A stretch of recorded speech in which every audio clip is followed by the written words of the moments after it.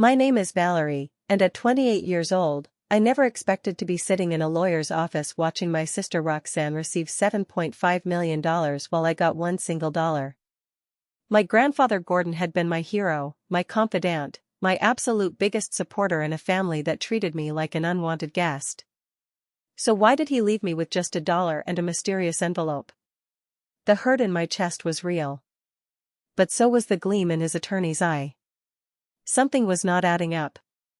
Before I tell you how my grandfather's final chess move turned my family completely upside down, let me know where you are watching from in the comments, and hit that subscribe button if you have ever been underestimated by your own family. Growing up in our middle-class suburban home just outside of Boston, life seemed normal on the surface. Our house was not the biggest on the block, but my parents, Clifford and Lorraine, always made sure we had the latest gadgets, the newest cars, and wore the right designer brands. To them, appearances were everything. My mother treated family gatherings like a competitive sport. She would spend hours gossiping about a neighbor's recent divorce or a coworker's financial struggles, just to make our family look superior by comparison. They measured a person's entire worth by their annual salary and the label on their coat. My sister Roxanne was 3 years older than me and had always been the golden child. She was beautiful, highly sociable, and most importantly to my parents, extremely practical. She followed their blueprint perfectly. She went to a prestigious business school, had perfect posture, a perfect smile, and was prime executive wife material. Every single family dinner was just an excuse to celebrate Roxanne's latest promotion or her soaring salary. Each announcement was met with beaming pride and raised wine glasses from my parents. Then there was me. From an early age, I gravitated towards science, particularly environmental conservation. I spent my weekends volunteering at wildlife rehabilitation centers or joining local beach cleanups. Sometimes I would help out at a local animal shelter, taking care of rescue dogs that had been abandoned during bitter custody battles. I loved getting my hands dirty. I loved feeling like I was making a tangible difference in the world. My passion was met with thinly veiled disgust from my parents. I remember coming home one Saturday afternoon, my boots covered in mud from planting trees at a local reserve. My mother took one look at me from her pristine white sofa and sneered. "Environmental science will never pay for the lifestyle you are accustomed to, Valerie," she said, waving her manicured hand dismissively. "Roxanne understands the importance of stability. Some kids just do not measure up." My father, a corporate attorney with perpetually furrowed brows, would chime in with practical advice that always felt like a sharp slap to the face. When I officially chose my college major, he actually threatened to completely cut off my college fund. "There is no money in saving trees, Valerie," he told me, adjusting his expensive tie. "It is time to think about your future realistically. You cannot pay a mortgage with good intentions." But there was one person who saw me differently. My grandfather Gordon. He was a retired investment banker with sharp blue eyes that missed absolutely nothing. Grandpa Gordon was highly unconventional in our status-conscious family. He had made a substantial fortune through smart investments decades ago, but he lived modestly and gave generously to causes he believed in. He wore the exact same worn leather watch every single day, completely ignoring my mother's frequent, passive-aggressive attempts to buy him something more appropriate for a man of his means. During summer breaks from college, I would escape the suffocating atmosphere of my parents' house and visit his modest lake house in the Berkshires. While my parents and Roxanne vacationed in expensive European capitals, Grandpa Gordon and I would sit on his wooden dock for hours. We would fish, watch the water ripple, and talk about everything from climate change to ancient philosophy. He never once made me feel like my interests were impractical or disappointing. "The world needs a lot more people who care about its future than its stock market," he would say, handing me a mug of hot tea. "Your passion has real purpose, Valerie. Do not ever let anyone convince you otherwise." When Grandpa Gordon was diagnosed with late-stage pancreatic cancer 2 years ago, the dynamic in our family shifted so fast it gave me whiplash.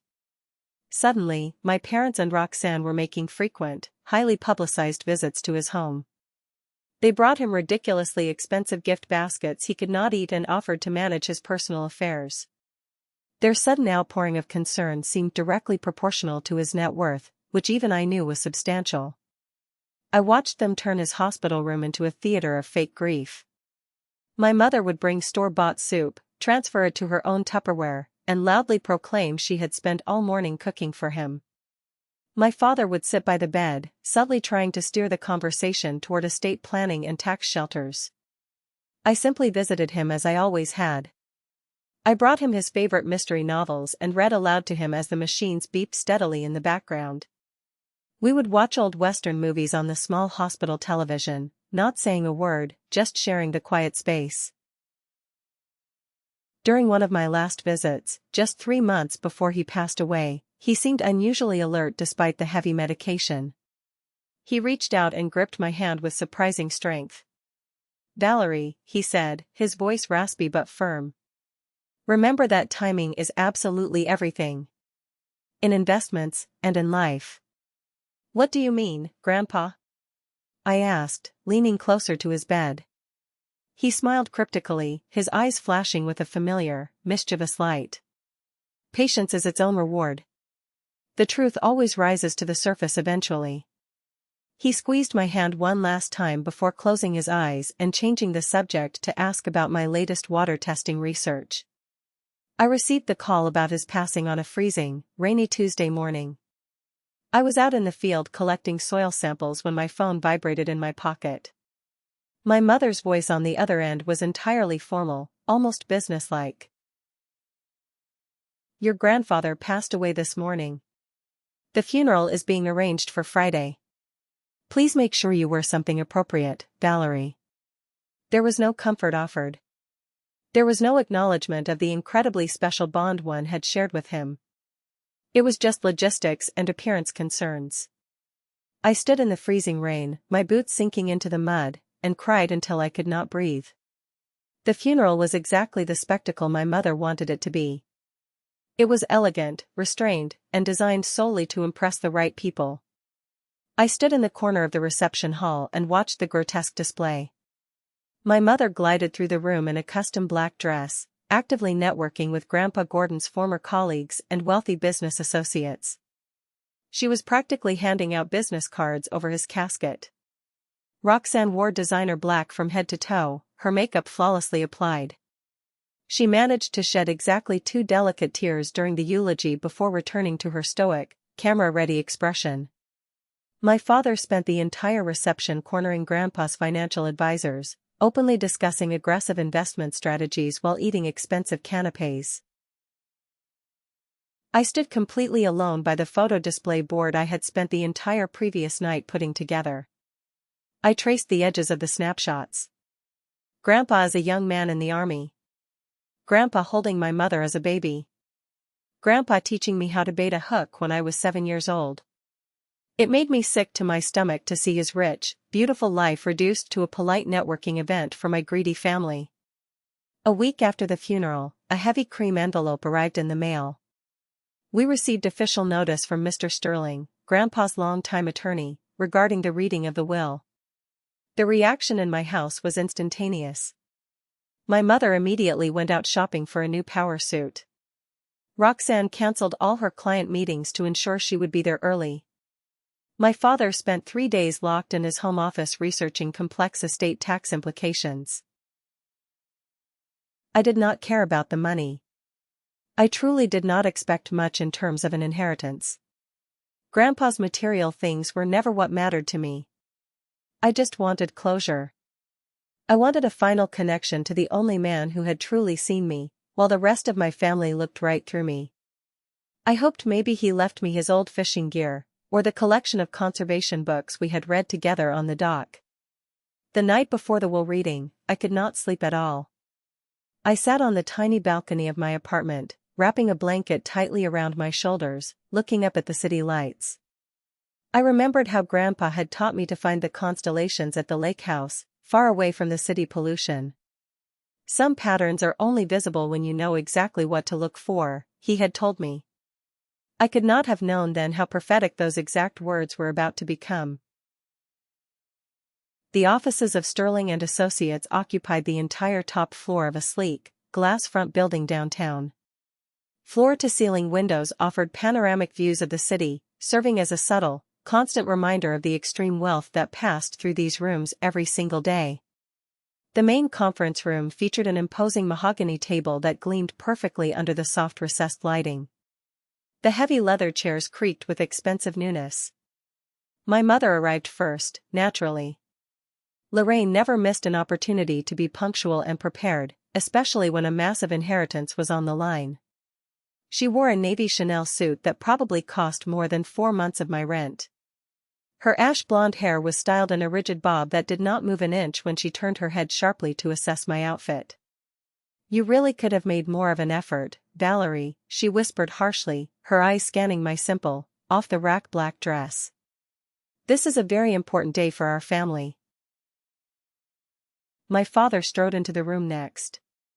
He checked his heavy gold watch and nodded curtly to the lawyer. Clifford had the perpetual look of a man calculating costs and benefits, even at his own father-in-law's will reading.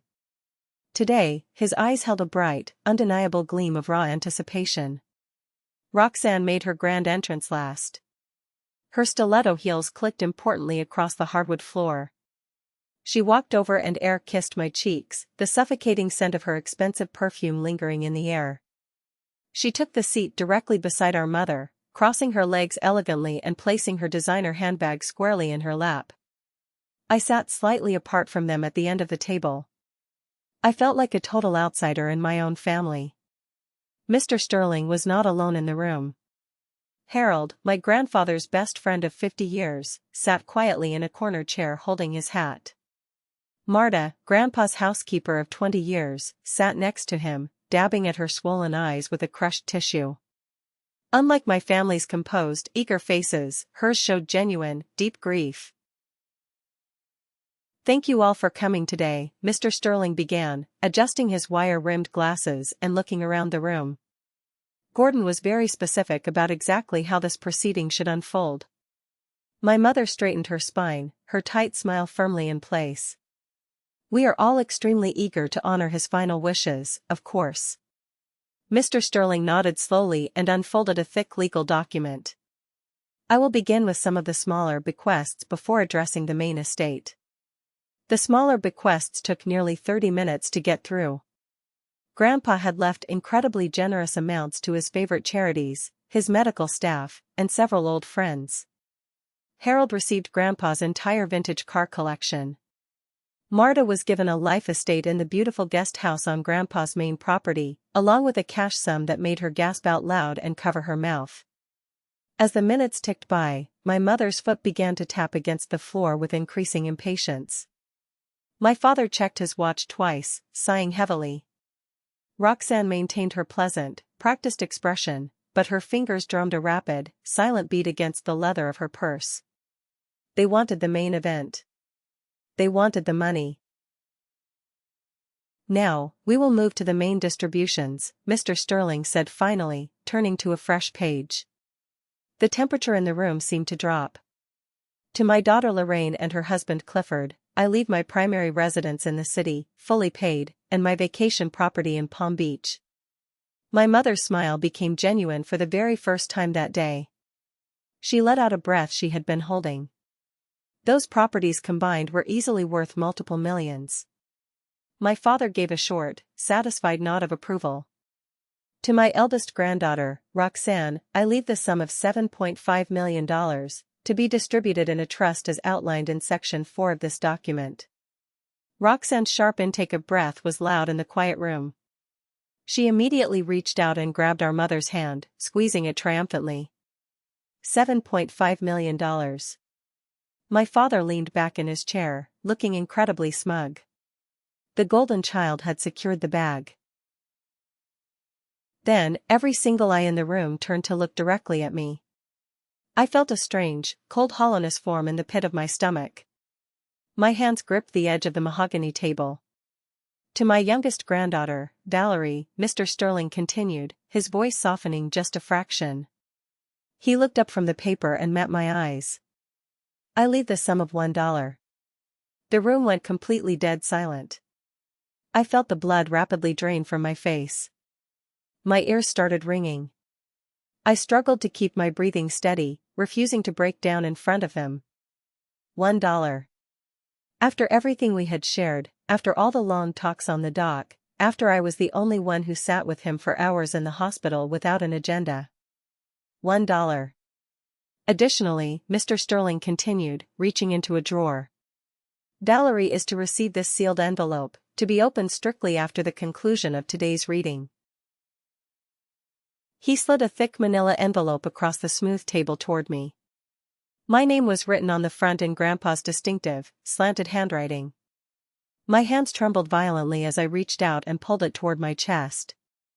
The heavy silence shattered with my mother's short, sharp, barking laugh. "Well, that is certainly clarifying, is it not?" she said loudly, making absolutely no effort to lower her voice or hide her amusement. "Go earn your own money." Dowry was always the disappointment of the family. Roxanne at least had the basic human decency to look slightly uncomfortable, shifting in her chair, though the bright gleam of massive financial triumph never left her eyes. "I am sure Grandpa had his reasons," she said softly, in a tone that heavily implied those reasons were entirely due to my own personal failings and poor life choices. My father simply shook his head in disgust. The casual gesture dismissed my entire existence just as effectively as his cruel words always had.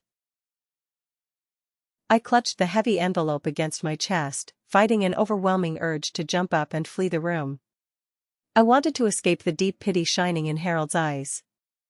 I wanted to run from the total confusion written on Marta's face. Most of all, I wanted to escape the barely concealed, toxic satisfaction radiating from my parents and sister. But pure stubborn pride kept me glued to my leather seat. Whatever Grandpa's reasons were for humiliating me like this, I absolutely would not give my family the satisfaction of seeing me cry. I forced my jaw to clench tight and stared blankly at the wall. "Is that all then?" my mother asked cheerfully. She was already gathering her expensive purse, clearly ready to move on to a fancy restaurant to celebrate Roxanne's massive windfall and their new real estate empire. "Actually, no," Mr. Sterling said. His voice was suddenly very cold, very authoritative. Gordon prepared a video message to be played immediately after the initial reading. He was most insistent about every single person remaining present for it.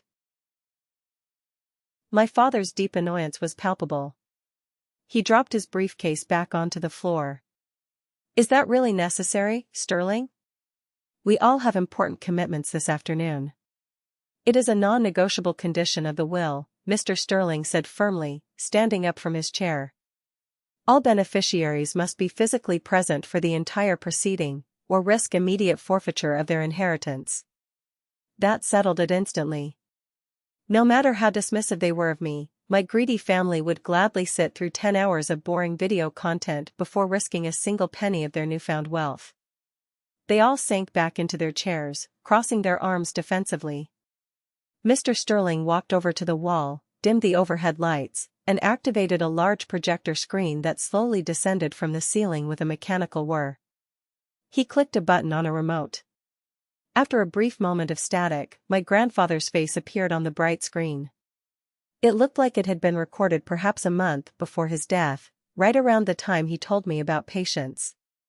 He looked incredibly frail, the aggressive cancer having clearly taken its brutal toll on his body. But his eyes remained sharp, alert, and piercing. They were the eyes of a man who had built a massive fortune by seeing exactly what everyone else missed. None of us were remotely prepared for what came next. "If you are watching this," Grandpa Gordon began, his voice sounding much stronger on the video than it had been in his final weeks. "Then I have moved on to whatever comes next. And you are all currently sitting in Sterling's highly uncomfortable conference chairs, wondering exactly what this crazy old man has up his sleeve." A small, knowing smile played at the corners of his mouth. I immediately recognized that exact expression. It was the exact same look he wore when we played chess on rainy afternoons at the lake house, right before he trapped my king in a move I never saw coming. First, to my dear friend Harold. Thank you for 50 years of brutal honesty. In a corporate world full of yes men and sycophants, you always told me the hard truth, even when it was not what I wanted to hear. The cars are yours because you actually appreciated them for their fine craftsmanship, not for their auction price tags. In the corner of the room, Harold nodded silently, a single tear tracking down his weathered, wrinkled cheek. To Marta, the video continued. Your endless kindness made my big empty house an actual home. Your quiet dignity and strong work ethic reminded me every single day of what truly matters in this life. The guest house has always been more yours than mine anyway. Marta covered her mouth with both hands and whispered a prayer, pressing her tissue hard against her trembling lips. Grandpa shifted slightly in his seat on the screen, and his facial expression changed subtly. The warmth vanished. He looked directly into the camera lens as he addressed my parents. Lorraine, my only daughter. You were always so fiercely ambitious, even as a little girl. I remember how intensely determined you were to have the biggest dollhouse, the prettiest dresses, the best of everything. Clifford, you and I have certainly had our major differences over the years, but I never once doubted your absolute, ruthless dedication to the lavish lifestyle you chose for yourself. In the dark conference room, my mother's confident smile faltered slightly. There was something highly unsettling in Grandpa's tone. It was not quite direct criticism, but it was absolutely not the warm, loving praise she had clearly expected to hear validating her inheritance.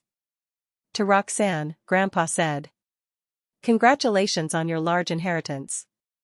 You have always deeply understood the immense value of money and maintaining perfect appearances. I have strictly structured your trust fund with quarterly distributions to ensure it provides for you over a long time. Use it wisely. Do not waste it." Roxanne's perfectly contoured face flickered rapidly between deep satisfaction and creeping uncertainty. Grandpa's words felt like a double-edged sword swinging right over her head, and I was definitely not the only person in the room who noticed the underlying threat. Then, Grandpa leaned forward.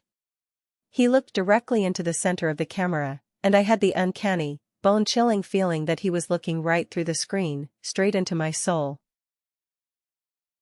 Valerie. My Valerie. You see what others miss. You always have, from the time you were a very small child and noticed the tiny bird's nest in the old oak tree that every single other person walked right past. Remember what I told you in the hospital about timing and patience. True wealth is absolutely not measured in dollars. My throat tightened painfully. Even from beyond the grave, he saw me. He validated me. Grandpa's expression suddenly became deadly serious. All traces of the grandfatherly smile vanished. Now, to the actual matter at hand. My will may seem very straightforward today. It may perhaps even seem highly unfair to some of you. But there is a lot more to this story, as there usually is in life. He paused, letting the silence hang heavy. I have carefully arranged a complex series of specific tasks that must be completed exactly as instructed before the full, true terms of my entire estate can be implemented. Consider it my final, most important lesson to all of you. My father let out a loud sound of angry protest, but he was quickly silenced by my mother delivering a sharp, painful elbow directly into his ribs. Mr. Sterling has been legally instructed to provide sealed letters with highly specific opening dates and detailed instructions. All conditions must be followed exactly as they are written. Any attempt whatsoever by anyone in this room to contest this will in court, or to circumvent the process I have laid out, will result in the immediate forfeiture of the entirety of my estate. Every single property, every investment, and every last penny will be immediately transferred to the Gordon Wildlife Conservation Foundation. My mother's sharp intake of breath was loud enough to echo. My father's face darkened with pure, unadulterated rage. His jaw clenched so hard I thought his teeth might shatter. Roxanne's perfect posture stiffened into rigid panic. The threat was absolute. The first step begins today, Grandpa continued. Valerie, the thick envelope you just received contains the front door key to my lake house, and specific instructions for the first task. I highly suggest you drive up there immediately. Grandpa's eyes twinkled with that familiar, mischievous light I had loved since childhood. And remember, things are not always as they appear to be. Sometimes, a single dollar can be worth far more than millions. The screen abruptly went black. Mr. Sterling turned the overhead lights back on. The sudden brightness was blinding. Every single pair of eyes in the room instantly turned away from the blank screen and locked directly onto me, and the thick manila envelope I was still clutching desperately to my chest. Mr. Sterling cleared his throat loudly, breaking the heavy tension. That concludes today's official reading. As stated clearly by Gordon, any attempts to legally contest the will, or to interfere with the specific process he has established, will instantly trigger the charitable remainder clause. Everyone loses everything. My mother recovered her composure first. Her fake social mask slid flawlessly back into place, pasting a wide, unnatural smile on her face. "Well, that was certainly dramatic of him," she said with a forced, high-pitched laugh. She stood up and smoothed her expensive skirt. "Valerie, we will naturally accompany you up to the lake house immediately. Family support and all that. We need to stick together." The sudden, violent shift from cruel dismissal to eager family support in the span of 5 minutes was not lost on me. An hour ago, I was the ultimate disappointment who deserved a single dollar. Now, I was their only access point to whatever twisted game Grandpa had set up. They wanted to make sure they controlled the board. "I really do not think that is necessary at all," I said. I was completely surprised by the steady, calm tone of my own voice. My hands were shaking, but my voice held firm. "Do not be utterly ridiculous, Valerie," my father cut in, his voice dripping with authority. He grabbed his briefcase. "This clearly affects all of us and our assets. We will drive up together tomorrow morning." I will drive. For perhaps the very first time in my entire adult life, I stood my ground against my father's overwhelming, authoritative tone. I pushed my chair back and stood up, clutching the envelope. "No. Grandpa addressed this envelope specifically to me. I will go alone." The will was incredibly clear about following his instructions exactly. "Exactly, Valerie," my mother hissed, stepping toward me. Her carefully maintained composure was rapidly slipping, revealing the greedy panic underneath. "This is absolutely not the time for your usual stubborn, childish behavior. We are coming." "Actually," Mr. Sterling interjected smoothly, stepping between us. "The legal instructions are quite specific. Valerie must be the one to open the lake house alone and retrieve the next communication. Others may visit subsequently, but the initial entry and task is hers alone. If you force your way in with her, I will be forced to trigger the charity clause." My mother's lips pressed into a thin, furious white line. But the terrifying threat of the charitable remainder clause was more than enough to silence her further protests. She grabbed her designer bag, glaring daggers at me. As we gathered our coats to leave, Roxanne approached me in the quiet hallway outside the conference room. Her expression was uncharacteristically uncertain. The smugness was gone. "I could drive up behind you tomorrow," she offered, her voice lowered to a whisper so our parents standing by the elevator could not hear. "Just for support, Val. This is all very strange." I stood there and studied my older sister's face, desperately trying to discern her true motivation. Was this actual, genuine sisterly concern?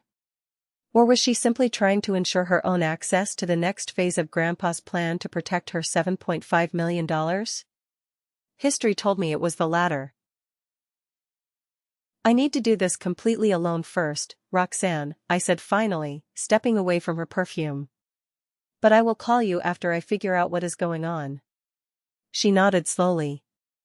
A flash of intense disappointment crossed her features before her composed, perfect smile returned. "Of course. Just keep us in the loop, okay? Do not do anything crazy." As I walked out of the glass building to my old, beat-up car, clutching the unopened envelope, I could not shake the intense feeling that Grandpa's final game had only just begun. And for the very first time in my life, I was not simply a useless pawn on my parents' board. I was the one holding the keys. The 2-hour drive from the city to the Berkshires gave me a lot of time to think. The highway stretched out in front of me, winding through the dense, colorful autumn trees. I turned the radio off, needing absolute silence. I waited until I was well outside the city limits before pulling over at a small, empty diner rest stop to finally open Grandpa's envelope. I tore the thick paper open. Inside was the promised brass key, attached to the familiar, worn wooden fish keychain I had given him for his 70th birthday. Tears pricked my eyes as I touched the carved wood. There was also a single piece of heavy paper with a handwritten letter. Valerie, it began. If you are reading this, then the first phase is complete. Go to the lake house alone. In my study, you will find the answers to questions you have not even thought to ask yet. Remember our chess games, my girl. The first move is never the most important one. It is the setup that matters. Look closely. Trust yourself. Love, Grandpa. Cryptic as ever, even from beyond the grave. I wiped a tear from my cheek, smiled despite the heavy knot in my stomach, and continued driving. Memories flooded back with each familiar turn in the winding mountain road. The time we caught the huge bass. The time we sat on the porch during a thunderstorm. The smell of pine needles and damp earth. The lake house came into view just as the late afternoon sun hit the water, creating millions of sparkling diamonds of light that had fascinated me since I was a little girl. The modest A-frame cabin, with its wide wooden deck overlooking the water, was exactly as I remembered it, though perhaps a bit more weathered. The paint was peeling slightly around the window frames. Grandpa had stubbornly refused my mother's repeated, nagging suggestions to update or expand the property to make it look more upper class.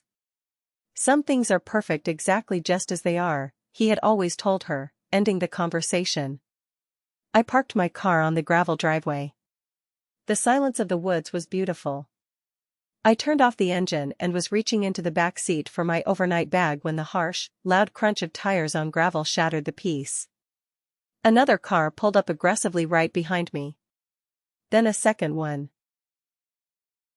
My heart sank like a stone in a pond as I instantly recognized my parents' sleek silver Mercedes and Roxanne's black BMW. The doors opened, and they stepped out into the quiet woods, looking completely out of place in their expensive city clothes. Surprise! Roxanne called out, her voice entirely too bright and loud for the peaceful setting. She picked her way carefully across the gravel in her heels. We thought we would join you after all. Family adventure. My mother did not even bother with the fake pretense of a family adventure. She marched straight up to my car, her face set in a hard scowl. We are absolutely not letting you handle this alone, Valerie, she demanded, crossing her arms. There is clearly something highly significant happening with this estate, and we all have a massive stake in the outcome. We are not leaving this to chance. The will specifically stated that I should come here alone, I reminded them, hot anger building rapidly inside my chest. I gripped the steering wheel tightly. Mr. Sterling was very clear about the charity clause. For the initial entry only, my father countered smoothly, stepping up beside my mother. He used his calm, intimidating courtroom voice. Sterling confirmed on the phone just an hour ago that we could join you afterward. And look at the situation. You have arrived first. You will unlock the door and enter first. We are merely here to support the process. Support the process. Not support me. The distinction was crystal clear. They were terrified I would find money or assets and hide them. Rather than argue further and cause a screaming match in the driveway, I grabbed my bag, turned my back on them, and walked up the wooden steps to the front door. The brass key slid into the old lock with a familiar, heavy click. I pushed, and the door swung open on slightly creaky hinges. The comforting scent of pine, old books, and faintly of Grandpa's pipe tobacco greeted me instantly. For a split second, I stood frozen in the doorway, my heart aching, half expecting to hear his warm voice calling from the kitchen, offering me a mug of hot chocolate. The house was exactly as he had left it months ago, though a fine layer of dust now covered the wooden surfaces. His old fishing rod still leaned in the corner by the front door, His reading glasses sat neatly on the small side table next to his favorite worn armchair, a leather bookmark still protruding from the mystery novel he had been reading before he went to the hospital. My family pushed roughly in behind me, their hard designer shoes clicking loudly and disrespectfully on the hardwood floors. The sharp sound was jarringly out of place in this quiet sanctuary of simplicity. "God, it is incredibly stuffy in here," my mother complained immediately. She walked right past Grandpa's chair without a glance and moved to violently push open the large living room windows. "I have always told your grandfather this place needs a proper, modern renovation. It smells like a thrift store." My father was already pacing the perimeter of the room, his eyes darting everywhere, rapidly cataloging items of potential value. "The property itself is the real asset here," he muttered, looking out at the water. "Lakefront footage in this specific area goes for an absolute premium now. We could tear this cabin down and build a massive rental property." Roxanne moved to the stone fireplace mantel, picking up the framed photos scattered there. She studied them with a sudden, newfound interest. "I totally forgot how many pictures of you he had up here, Val," she said. Her tone was difficult to read, a mix of jealousy and confusion. "I completely ignored all of them." I dropped my bag by the sofa and moved straight down the narrow hallway that led to Grandpa's private study. This heavy oak door had always been kept locked when we visited as children. Not out of malicious secrecy, but out of basic respect. "Everyone needs a space that is entirely their own to think," he had explained to me once. I looked at the wooden fish keychain in my hand. It held a second, much smaller silver key. I slid it into the study door. It fit the lock perfectly. I felt the heavy, suffocating presence of my family hovering right behind my shoulders as the door swung open. They practically pushed me out of the way to get inside. The study was much smaller than I remembered from my few childhood glimpses. Walls of packed bookshelves surrounded a simple, heavy oak desk that was positioned perfectly to look out the large window over the lake.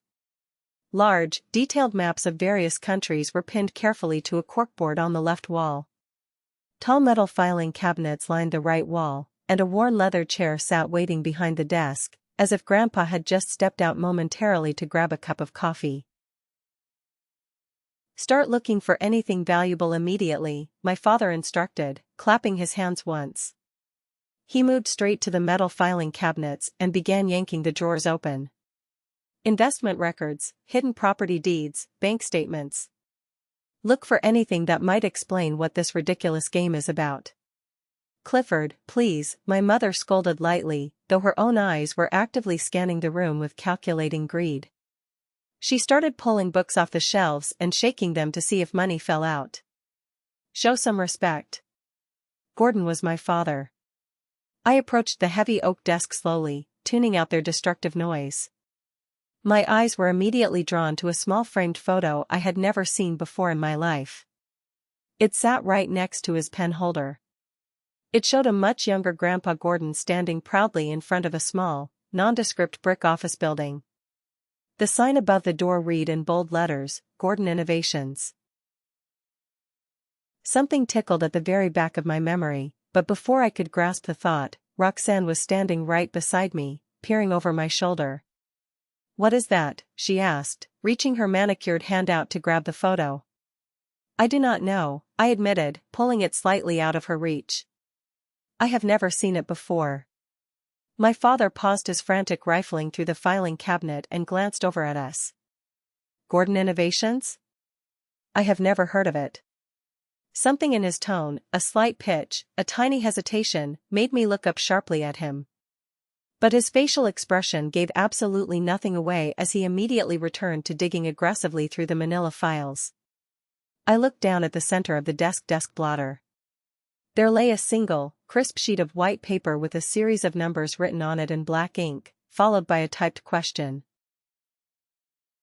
Where did it all begin?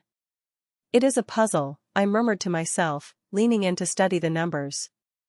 They looked like specific dates followed by exact dollar amounts. The earliest entry was from 50 years ago, $2,975. That specific number resonated deeply with a story Grandpa had once told me on the dock about his very first successful investment when he was young and broke. While my family continued tearing the room apart, my mother was now looking under the rug, and my father was muttering curses at the disorganized files. I sat down slowly in Grandpa's leather chair. It felt warm. I pulled open the top center desk drawer.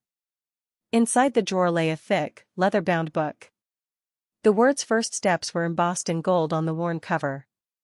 When I opened the heavy cover, I found meticulous, handwritten records of Grandpa's earliest investments. It included the exact $2,975 he had invested in a tiny, unknown technology company in 1975, his first major financial success. "What did you find?" My mother appeared instantly at my shoulder, her breath hot on my neck. She tried to snatch the book. "Just Grandpa's old investment diary from the 70s, I said, blocking her hand and continuing to page through it quickly. The very final entry on the last page caught my eye. It was a handwritten note that seemed completely out of place among the tidy columns of financial records. "The truth is in the foundation. Remember to look beneath the surface." As I pondered the meaning of those words, my attention was drawn to a small, decorative wooden chess piece sitting on the corner of the desk. It was a finely carved knight, the horse's head tilted aggressively. It had always sat on Grandpa's desk as a paperweight. "Remember our chess games? The first move is never the most important one." On pure impulse, I reached out and picked the heavy wooden piece up. I examined it closely. The felt bottom felt strangely loose. When I twisted the wooden base hard to the left, it clicked and came away completely, revealing a tiny, hollowed-out compartment inside the body of the knight. Inside the compartment was a tiny brass key and a small, tightly folded square of paper. "What is that in your hand?" Roxanne asked suddenly, appearing beside me again. She was watching me like a hawk. "I am not sure yet," I said truthfully, unfolding the tiny square of paper with shaking fingers. The note read, "Second letter in the floor safe. Combination, date of betrayal." My heart started beating faster. Date of betrayal? What betrayal? I looked over at my parents. My father had found a large, dusty old photo album in the bottom of a cabinet and was flipping through the heavy pages with extreme impatience. "This is nothing but useless sentimental nonsense," he muttered angrily, tossing the heavy album carelessly onto the floor. Several loose photos slipped out of the plastic sleeves, scattering across the hardwood. "Clifford," my mother snapped, dropping the book she was holding. But she was not concerned about preserving the photos. She dropped to her knees and started frantically pulling more pages from the album, holding them up to the light, examining the backs closely before discarding the ones that apparently did not hide money or bonds. There must be some actual record of his current investments hidden in here. "Keep looking." I knelt down beside her to carefully gather the fallen photos, angry at their disrespect. I noticed the pictures were mostly of Grandpa with my mother when she was a little girl, and later, dozens of pictures of him with me on the dock. As I stacked them, one specific clipping caught my immediate attention. It was not a photo, but a yellowed newspaper clipping from a local business journal. The bold headline read, "Local entrepreneur sells patent for millions." In the grainy black and white picture, Grandpa stood awkwardly shaking hands with another man in a suit, both smiling for the camera. I read the small caption underneath, "Gordon sells innovative circuit design company, Gordon Innovations, to rival tech giant." "Mom," I said slowly, holding the brittle newspaper clipping up. "Did Grandpa own a technology company called Gordon Innovations in the 90s? Her hands instantly froze in their destructive sorting. Her shoulders went completely rigid. "That was long before your time, Valerie," she dismissed quickly, not turning around to look at me. She went back to shoving photos aside. "It was just a small, silly venture that did not amount to much of anything. He sold it." But her voice had a sharp, defensive edge to it. I recognized that exact tone.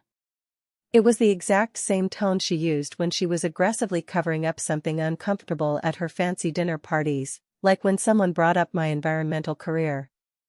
Meanwhile, I let the clipping drop and started examining the floor beneath the desk, my mind racing. Look beneath the surface. The truth is in the foundation. I crawled under the heavy oak desk, looking for any sign of a safe. In the far corner, partially hidden by the leg of the desk and a small, woven rug, I noticed a very faint seam cut into the hardwood floorboards. I pulled the rug back. It revealed a heavy metal floor safe set flush into the wood. The cold metal dial sat waiting for a combination. Combination, date of betrayal. I murmured the words to myself in the dark space under the desk. What did that mean? Whose betrayal? I peeked out. My father was standing by the window on his cell phone, speaking in low, urgent tones to someone about property zoning laws and immediate development potential. Roxanne was aggressively opening and closing thick books on the shelves, holding them upside down to check for hidden cash. My mother was still shredding the photo album. I crawled out and grabbed the newspaper clipping again. I stared at the yellowed paper, noting the exact publication date printed at the top. June 17, 1995. Something clicked violently in my mind. A sick feeling washed over me. I slid back under the desk. My hands were sweating. I reached out and carefully turned the cold metal dial. I entered the number slowly. 6-1-7-9-5. With a heavy, incredibly satisfying mechanical click, the internal lock released. The heavy metal door popped open slightly. Inside the dark cavity was another large envelope, much thicker than the first one I had received at the law office. Beside it lay a small, black leather notebook bound tightly with a thick rubber band. Before anyone else could see what I was doing, I quickly grabbed both items, shoved the rug back over the safe, and stood up from behind the desk. What did you find down there? My father's voice cracked like a whip. He was suddenly entirely focused on me. He ended his phone call without saying goodbye and took 2 aggressive steps toward the desk. It is another letter from Grandpa, I said, holding the thick envelope and the black notebook tightly against my chest. Well, open it right now, my mother demanded, abandoning the ruined photo album. She stood up, her composure slipping entirely into desperate greed. This ridiculous treasure hunt has gone on long enough. Open it and show us the assets. I think I am supposed to read this privately first, I said, thinking rapidly. I needed to get out of this room. That is utterly absurd, my father cut in, stepping closer, using his physical size to intimidate me. This concerns all of us. Whatever sick game your grandfather is playing from the grave affects the entire family's financial future. Hand it over, Valerie. The will was explicitly clear about following his instructions exactly, I reminded them, backing up a step and echoing Mr. Sterling's severe warning. I am absolutely not risking triggering the charitable remainder clause just because you are impatient. My mother's eyes narrowed dangerously into slits. Valerie, you will show us that letter and that book immediately. We are your parents, and this is a family matter. Give it to me. She reached out her hand, gesturing forcefully. Something inside of me finally snapped. 28 years of being dismissed, overlooked, criticized, and treated like an embarrassment crystallized into one single moment of perfect, diamond-hard clarity and resolve. No, I said simply, staring directly into my mother's angry eyes. Grandpa addressed this envelope specifically to me. I will read it first, alone, and I will share what is appropriate afterward. My father took another aggressive step toward me, his face turning a dark shade of red. You ungrateful little brat, stop it, Dad. Roxanne interrupted suddenly. Her voice was loud and panicked. We all turned to look at her in shock. Roxanne never, ever contradicted our parents. She was the compliant golden child. She stood by the bookshelf, her hands shaking slightly. She is right. We absolutely cannot risk triggering that charity clause. Sterling was not joking. Our parents stared at her, dumbfounded. Roxanne shrugged, her expression tight. I have 7.5 million reasons to make sure we follow the rules exactly. let Valerie read the stupid letter first. We will wait. It was not sisterly support exactly, it was pure self-preservation, but it was exactly what I needed.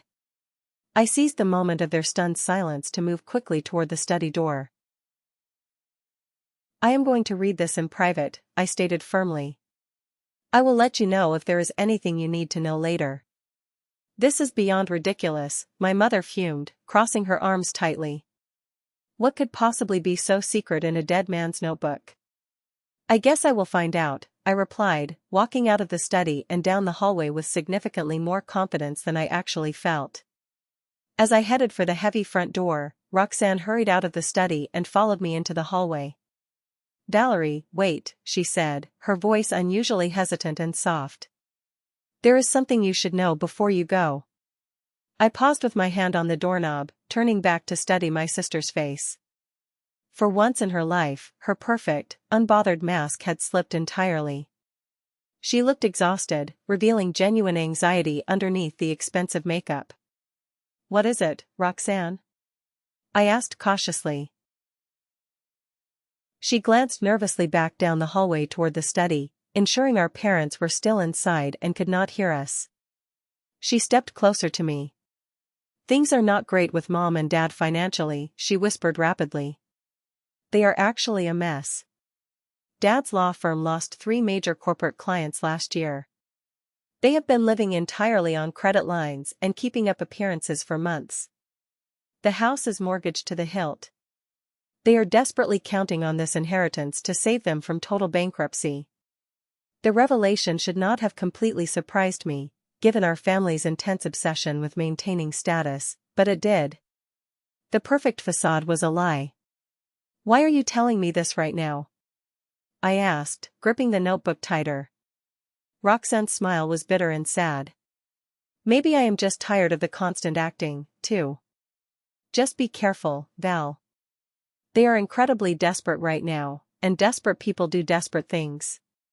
Do not trust them. Before I could ask her anything else, we heard the heavy footsteps of our parents emerging from the study. I immediately pulled the front door open and hurried outside into the cool evening air. I clutched the envelope and the black notebook tightly against my chest. This is not over, Valerie, my father yelled after me from the porch. You cannot keep important family financial matters to yourself. I kept walking rapidly to my car, not looking back once. For the very first time, I was beginning to truly understand that the phrase family matters might have a deeply sinister double meaning in the twisted story Grandpa Gordon was unfolding for me. I threw my bag in the passenger seat, locked the doors, and drove away from the lake house as fast as the gravel driveway allowed. I drove straight into the small, nearby mountain town and checked into the modest local motel where Grandpa and I used to have cheap diner lunches after our early morning fishing trips. The older innkeeper, Martha, was wiping down the front counter. She recognized me immediately as I walked through the glass doors. Valerie, honey, it has been entirely too long, she said warmly, coming around the counter to give me a hug. I was so incredibly sorry to hear about Gordon's passing. He was truly one of the good ones. A rare gentleman. Thanks, Martha. I miss him terribly, I said, offering a tired smile. Are you staying out at the big lake house? She asked, turning to grab a physical room key from the rack behind her. Not tonight, I said, deliberately omitting the story of the chaotic family invasion that had just occurred. Too many memories out there right now. And I really need some absolute quiet to go through some of Grandpa's old papers. She nodded with deep understanding, her eyes full of sympathy. I completely understand, sweetheart. I will put you in room 8 at the end of the hall. It has the best view of the mountains. Gordon always told me staring at those mountains helped him think clearly. Once I was safely locked inside the small, cozy room, with the faded floral curtains drawn tight against the dark, I sat on the edge of the firm mattress. I took a deep breath, trying to steady my racing heart. I spread the contents of the thick envelope out onto the quilted bedspread. There was another handwritten letter from Grandpa, but there were also several thick, folded legal documents and more old newspaper clippings. I picked up the black leather notebook first. I pulled off the dry, snapping rubber band and opened the cover. What I found written on those pages absolutely stunned me into complete silence. My jaw physically dropped. It was a meticulous, highly detailed record of Grandpa Gordon's true, current financial holdings. It was far, far more extensive and massive than what Mr. Sterling had briefly revealed in the will reading that morning. Page after page listed massive properties across 3 different continents. There were diverse, high-yield investment portfolios, highly lucrative technology patents, and controlling interests in several successful businesses. I flipped to the final summary page. The grand total of the estate was well over $28 million. $28 million. And he had left me one single dollar. The $1 inheritance suddenly seemed even more deeply symbolic in comparison to this massive, hidden fortune. It was not an insult. It was a breadcrumb. It was a test of my character. I set the notebook down, my hands trembling violently, and picked up Grandpa's handwritten letter next. I broke the wax seal. "My dearest Valerie," it began. "If you are reading this letter right now, it means you have successfully taken the very first step in understanding exactly why things are the way they are. You found the safe. You solved the puzzle. I knew you would. The black notebook beside you contains the absolute truth about my entire estate. It is far, far more substantial than what was legally revealed at the initial reading today. But you must understand this, Valerie, money is just money. It is paper. What truly matters is the dark truth hidden behind it. Your next task is to investigate the history of Gordon Innovations. The complete, unredacted company records are securely held by Mr. Sterling in a separate, highly confidential file at his office. Call him first thing tomorrow morning, and he will provide you with full access. Once you read those files and understand exactly what happened in 1995, you will finally know why I have structured my entire estate this highly unusual way. Please be very careful, Valerie. The people closest to us in life can sometimes be the ones we know the least. They wear masks.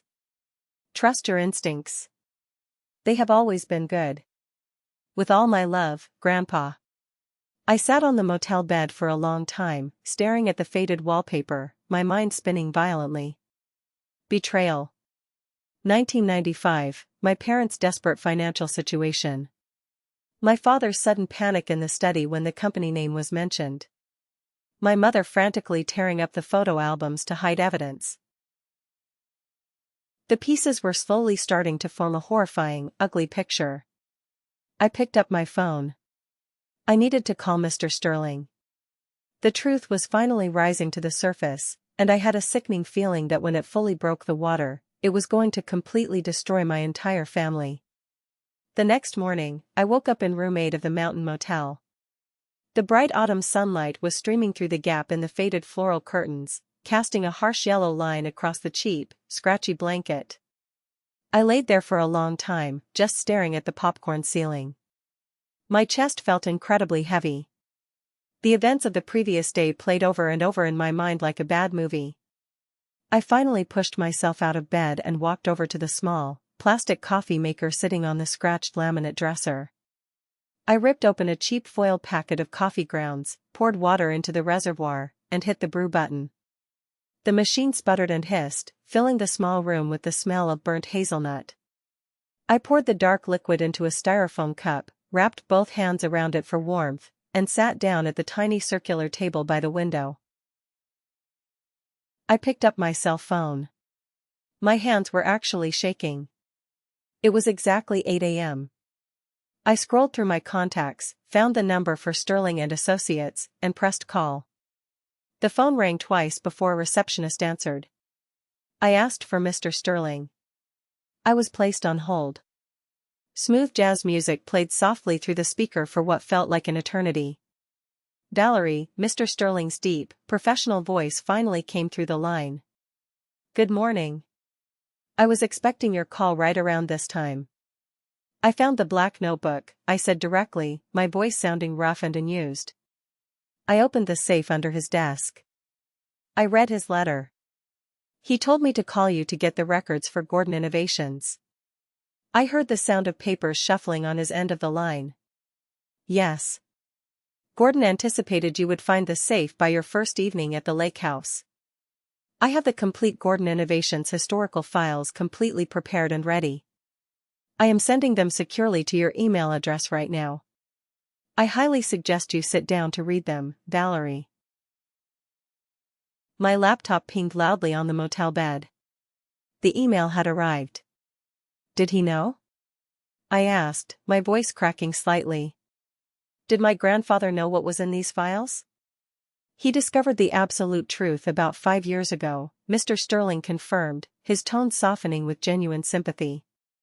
An old colleague from the rival tech company finally came clean to him about the backdoor dealings. Gordon was utterly devastated. Devastated is honestly not a strong enough word for what it did to him. But he was also a highly strategic man. He wanted absolute proof before confronting anyone. He wanted to see if they would ever confess on their own. And did he get the proof? I asked. Yes. Every single piece of it is fully documented in the digital files I just sent you. There is a lot more to this, Valerie. Your grandfather completely restructured his entire estate plan after learning the ugly truth. What you saw at the will reading yesterday was just the superficial surface. Read the files. Call me when you are ready for the final step. He hung up. I set my phone down, walked over to the bed, and opened my laptop. I clicked on the heavy PDF attachment. As I scrolled through the dozens of scanned documents, the true, sickening story of Gordon Innovations slowly emerged from the legal jargon. And with it came a deeply disturbing, unforgivable revelation about my own parents.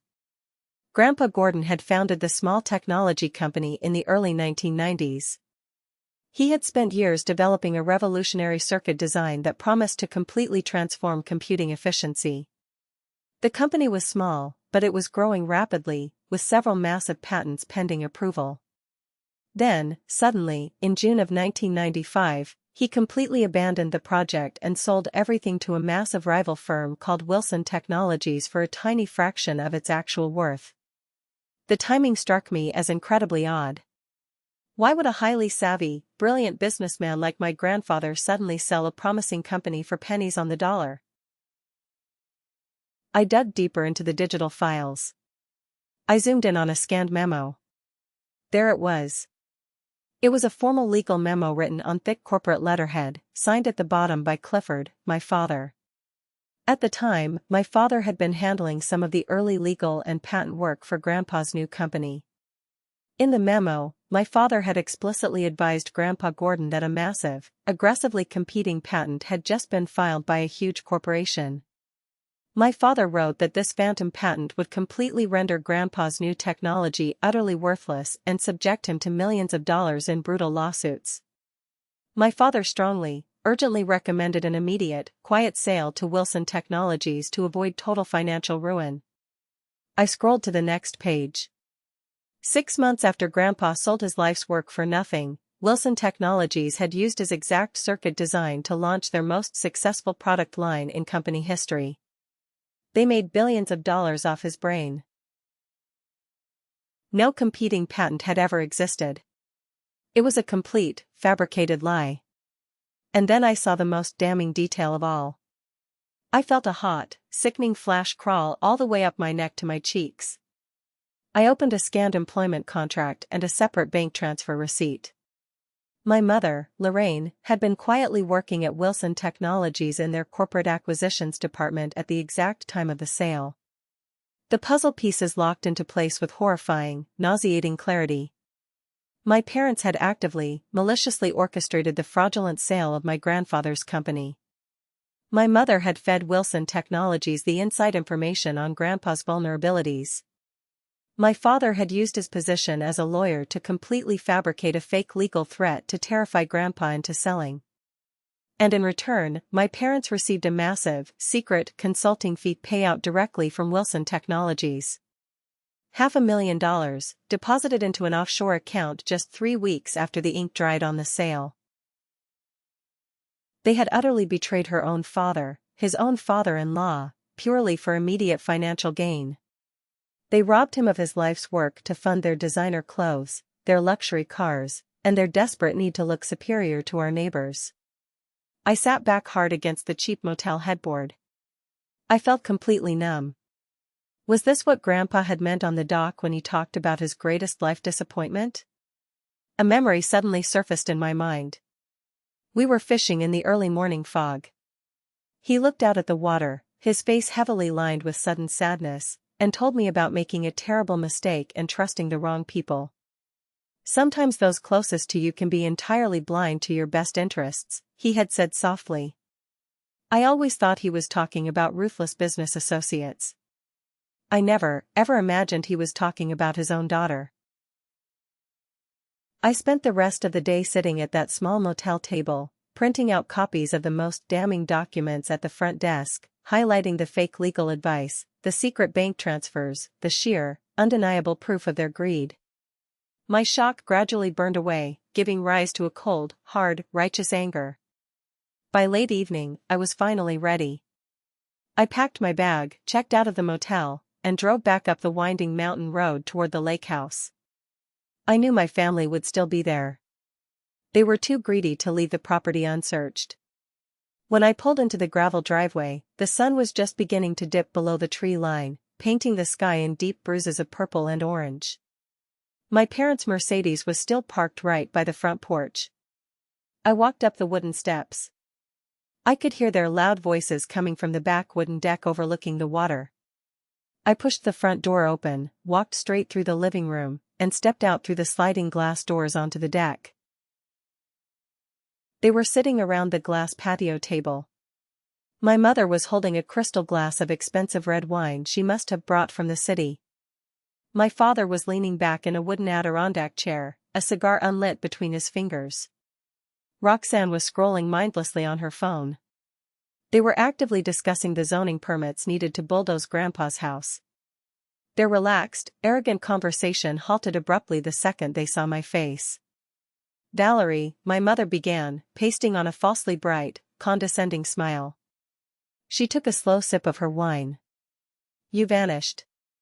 We were getting slightly worried. We were just sitting here discussing how to properly profit from Grandpa's run-down home. The land value is, or were you sitting here reminiscing about Gordon Innovations? I interrupted her. My voice was completely flat, devoid of any emotion. Were you discussing exactly how successfully you engineered the fraudulent sale of his company?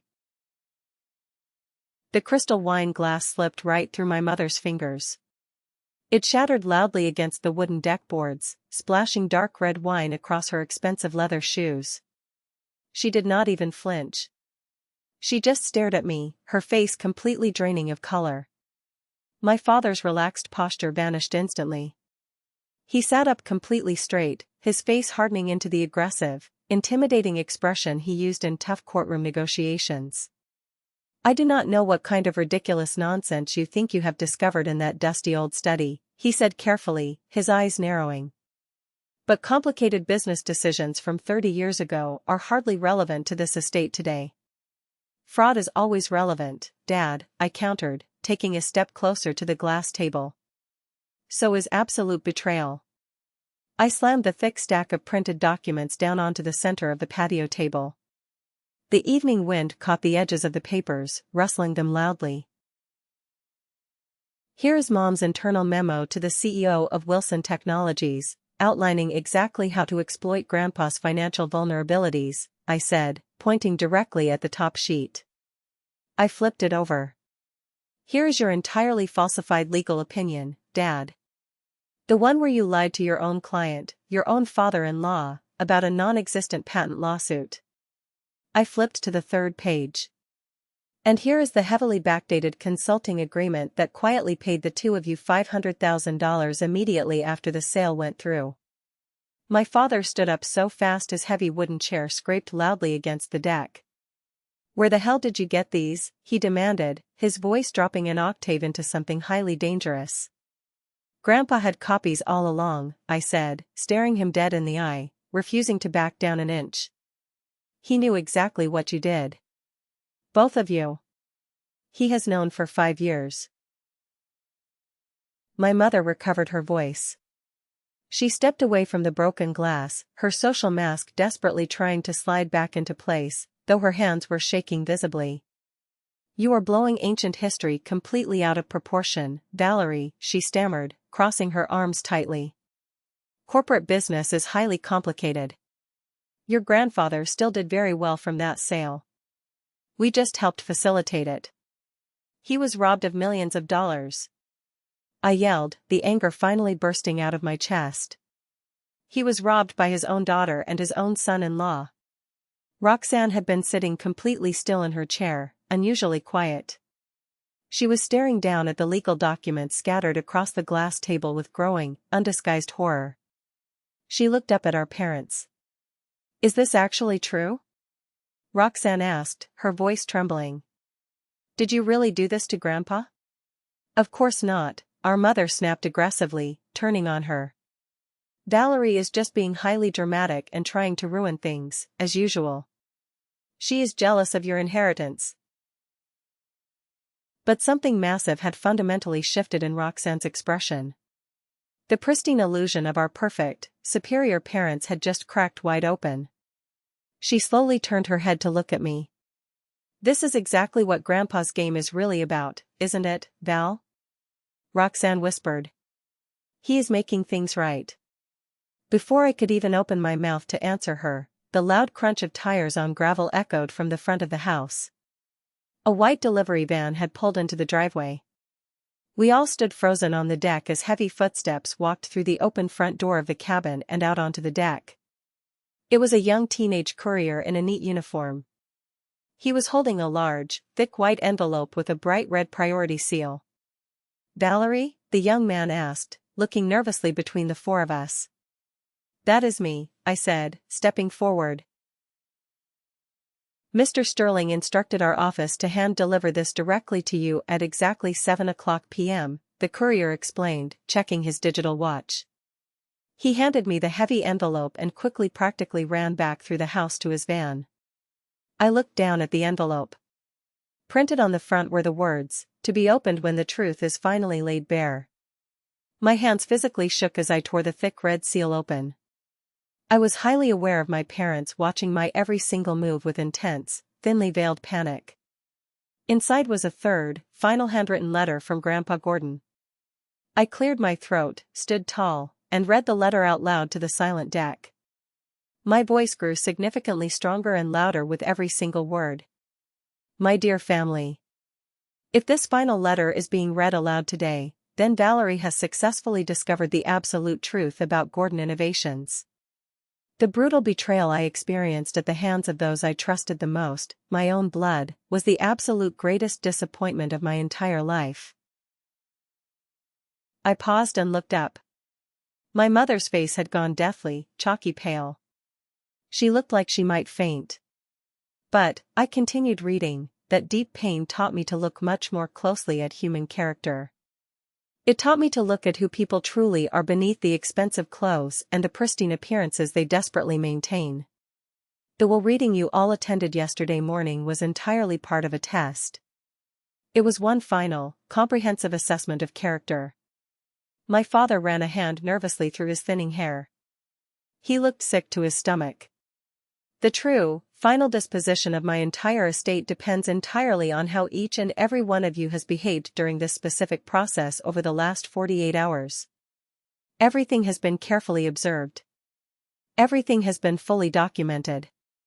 What does he mean, observed? My mother gasped out, looking frantically around the wooden deck, suddenly staring at the trees as if there were snipers in the branches. I read the final paragraph. Mr. Sterling has been legally instructed to arrive at the lake house at this exact time, accompanied by a notary and independent witnesses, to officially document the final phase of my estate plan. The choice of who truly inherits my legacy now depends entirely on what has been revealed about each of you today. As if perfectly on cue, the sound of multiple car doors slamming shut echoed from the front gravel driveway. Mr. Sterling walked out onto the back deck, carrying a black leather briefcase. He was followed closely by a woman holding a notary stamp, and a tall, serious-looking man carrying a thick silver laptop. My mother completely lost her mind. She lunged forward, her hands waving wildly in the air. "This is completely absurd. This is illegal," she screamed, her voice cracking into a hysterical pitch. "A dead person absolutely cannot control a family from the grave. We will legally contest this entire psychotic charade. We will drag this through probate court for a decade. I strongly advise against that course of action, Lorraine," Mr. Sterling said calmly, setting his black briefcase heavily onto the glass patio table, right on top of the Gordon Innovations documents. Gordon anticipated every single possible legal challenge you could throw. Contesting this will automatically ensure every single penny, including your houses and Roxanne's trust fund, goes directly to charity as legally stipulated in the ironclad remainder clause. Sterling adjusted his glasses and looked directly at my father. "Besides, Clifford, you might really want to see this specific evidence before you call your lawyers." Sterling nodded to the tall man. The man opened the silver laptop, turned the screen to face my parents, and hit play. The bright screen lit up with crystal clear, high-definition video footage. It was a wide-angle shot of Grandpa's private study. The video clearly showed my parents frantically tearing the room apart yesterday afternoon. It showed my mother violently ripping pages out of the family photo albums and throwing them on the floor to hide the newspaper clippings. It captured clear, crisp audio of my father pacing by the window, loudly making phone calls to a real estate developer, aggressively planning to bulldoze the property and sell the land before Grandpa was even properly buried in the ground. The entire lake house property has been heavily equipped with hidden recording devices for the past several weeks, Mr. Sterling explained smoothly over the sound of my mother's recorded voice complaining about the smell of the cabin. Gordon wanted to see true colors. He did not want to see polite performances in a law office. My mother let out a loud, piercing scream that probably echoed all the way across the lake. She covered her face with her hands. "You had absolutely no legal right. This is a massive invasion of our privacy. We will sue you." My father, his face purple with rage, lunged violently across the table toward the silver laptop, his hands outstretched to smash it. The tall security expert smoothly stepped right in front of the table, blocking him with a solid shoulder. "Clifford, as a lawyer, I would strongly advise against any rash physical actions.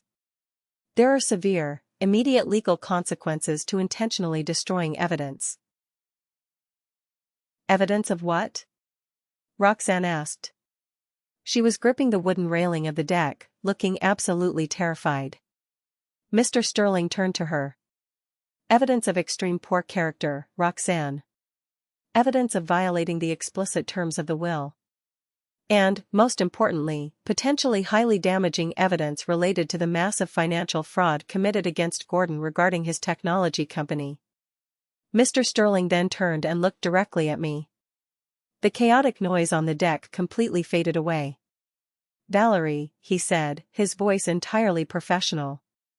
"Your grandfather left highly specific legal instructions that you, and you alone, should be the one to make the final, ultimate decision regarding his estate once all of the ugly facts were fully known to you." "What decision?" I asked, my heart pounding against my ribs. "You must decide whether to officially pursue brutal legal action against your parents for their massive corporate fraud," Sterling explained clearly. "Given the extensive paper trail and this new video evidence of them attempting to destroy documents, this would highly likely result in severe criminal charges and significant prison time. Or, you can choose to implement the alternative, highly structured inheritance plan Gordon personally designed." My father's face had turned completely ashen. All the aggressive lawyer bluster vanished in a single second. He looked like a deflated balloon. "Valerie, you wouldn't," he stammered, holding his hands up in a placating gesture. "We are your parents. We raised you. You cannot send us to prison over a business deal." I stared at the man who had threatened to cut off my college fund. I stared at the woman who had mocked my dirty boots and called me a disappointment. A lifetime of deep, unhealed hurt bubbled up to the surface all at once. Parents who actively called me a failure and a disappointment my entire life, I replied, my voice shaking with raw emotion. Parents who completely dismissed my dreams because they didn't pay enough. Parents who valued their country club appearances over the actual truth. Parents who maliciously betrayed their own loving father for money to buy luxury cars. I took a deep breath, trying to steady myself. What is the alternative plan, Mr. Sterling? Roxanne moved closer to me, her eyes wide. Mr. Sterling reached into his briefcase and handed me a thick, bound legal document. Gordon completely restructured his estate to place the vast majority of his true fortune, approximately $28 million in liquid assets, plus the highly lucrative intellectual property rights that should have made him a billionaire, into a massive, heavily protected trust. Sterling paused for dramatic effect. Valerie will have sole, absolute control over this entire trust, with strict ethical oversight provisions. My mother made a horrible, strangled sound in the back of her throat and collapsed heavily into a deck chair. My father seemed to physically age 15 years in a single instant. His shoulders slumped completely. The properties already distributed in yesterday's reading will remain with their current recipients, Mr. Sterling continued, outlining the rules. However, the new trust will legally control all liquid assets, all cash flow, and all business interests. So she gets absolutely everything, my mother whispered bitterly, staring at the deck boards.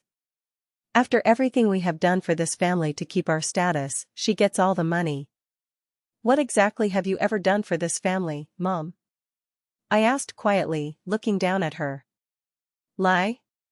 Manipulate? Betray people who loved you? You ungrateful little brat, she began to hiss, her head snapping up.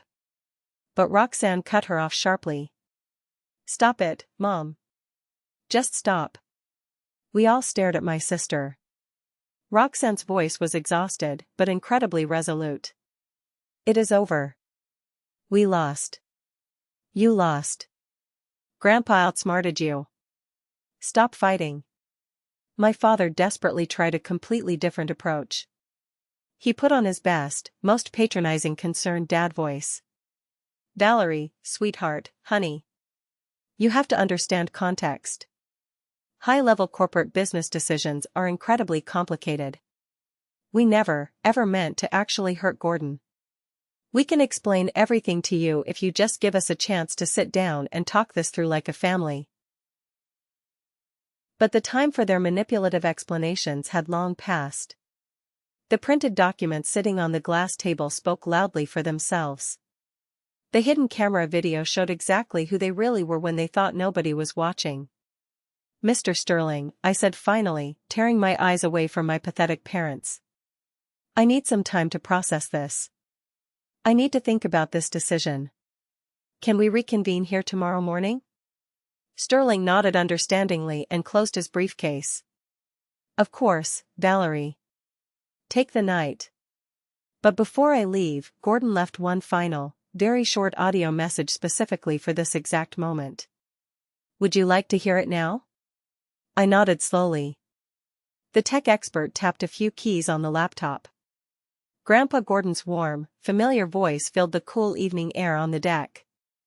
Forgiveness is entirely optional, Valerie. But wisdom is mandatory. Whatever path you ultimately decide to choose tomorrow, do it with absolute clarity and solid purpose. Do not make a decision based purely on emotional revenge. Make it based on the future. I love you, my girl. The audio file clicked off. The silence that followed was deafening. My parents and Roxanne left shortly after that. They practically fled to their cars. My mother was openly weeping into a tissue, her mascara running down her face in dark streaks. My father walked in stony, defeated silence, looking at the ground. Roxanne paused by the sliding glass door, looking back at me standing alone on the deck with an expression I could not quite read. For what it is worth, Val, she said softly, wrapping her expensive coat tightly around herself against the chill. I genuinely did not know anything about the Gordon Innovations fraud. I swear. But I have always known things were highly toxic and wrong in our house for a very long time, and I just went along with it and said absolutely nothing. I liked the money. I am honestly not much better than they are. She turned and walked out the front door. After everyone had finally gone and the cars had driven away, I sat completely alone in Grandpa's study. My study now. I sat in his heavy leather chair, looking out the large window at the dark, still water of the lake as the moon rose into the sky. I turned on the small brass desk lamp. The warm light illuminated the wooden desk. On the corner, partially hidden by a stack of files my parents had disturbed, was a small, silver-framed photo I had not noticed earlier in the chaos. I picked it up. It was a picture of Grandpa Gordon and me, taken right out there on that very dock. We both had our fishing rods in our hands, our faces completely lit up with huge, genuine laughter. I must have been 12 years old. I turned the silver frame over. He had written on the cardboard backing in black marker, "True wealth is measured in moments exactly like these." For the very first time since his death, I did not try to hold it in. I put my head down on the heavy oak desk, buried my face in my arms, and cried freely, loudly, into the empty room. I was mourning not just the immense loss of my wonderful grandfather, but I was grieving the tragic loss of the loving, supportive family I had never truly had in the first place. If you've made it this far, please do me a favor, like the video and comment number 1 down below. It lets me know how awesome you are and shows that you're right here with me on this journey. Your support is a massive encouragement and truly motivates me. Drop that one so I can recognize you, and now, let's get back to my story. The next morning dawned completely clear and painfully bright. The calm surface of the lake was a perfect, unbroken mirror reflecting the vibrant blue sky. I had barely slept a single wink. I spent the entire night pacing the wooden floors of the cabin, drinking endless cups of tea, heavily weighing my options and the massive consequences of both choices. I desperately tried to separate my burning desire for pure justice from my darker urge for brutal vengeance. I tried to separate healing from harm. By the time the sun fully crested the eastern trees, I knew exactly what I needed to do. I called Mr. Sterling at 7 o'clock and asked him to arrange a formal meeting at the lake house for 10. Every single person needs to be there, I told him over the phone. My parents, Roxanne, your official witnesses, and please ask Harold to come too. It is time to finally finish this. By 10 o'clock sharp, they had all gathered silently in the main living room of the cabin. My parents sat rigidly next to each other on the old floral sofa. They were both dressed immaculately in their expensive city clothes, as if maintaining a perfect, wealthy physical appearance could somehow magically save them from the consequences of their actions. My mother clutched her designer purse like a protective shield. Roxanne had deliberately chosen to sit in a wooden dining chair slightly apart from them. Her expression was deeply troubled, but she looked resolute. Harold sat quietly by the large window, holding his hat in his lap, his weathered face completely full of deep compassion and sadness. Mr. Sterling and his legal associates stood by the stone fireplace, maintaining absolute professional neutrality. I stood in the center of the room, right behind Grandpa's favorite armchair. I held Grandpa's final letter in my hands. I had found it early that morning tucked inside the top drawer of his desk, clearly marked, "For Valerie, when all is revealed." "Thank you all for coming back today," I began, looking around the room. I was completely surprised by the steady, calm authority in my own voice. Yesterday evening, we all learned some incredibly difficult, ugly truths about our family's past. Today, we will officially decide exactly how we are going to move forward. My father immediately started to open his mouth to speak, probably to offer another manipulative legal excuse, but I held up my hand sharply, cutting him off. "Please. Let me finish speaking, Dad. You have had 30 years to talk. It is my turn." He slowly closed his mouth and leaned back. I have spent the entire night thinking very hard about what Grandpa Gordon was really trying to teach us with this massive, elaborate plan. It was not purely about punishment. It was not even about getting legal justice, though those elements certainly exist in the files. It was entirely about truth, and the consequences of avoiding it. I opened the handwritten letter and read it aloud to the quiet room. Valerie. By now you fully understand exactly why I structured things this unusual way. The final decision is entirely yours to make. But remember this, whatever path you choose today will shape not just your own future, but the core of who you become as a human being. Money can be a powerful tool for immense good, or it can be a brutal weapon for immense harm.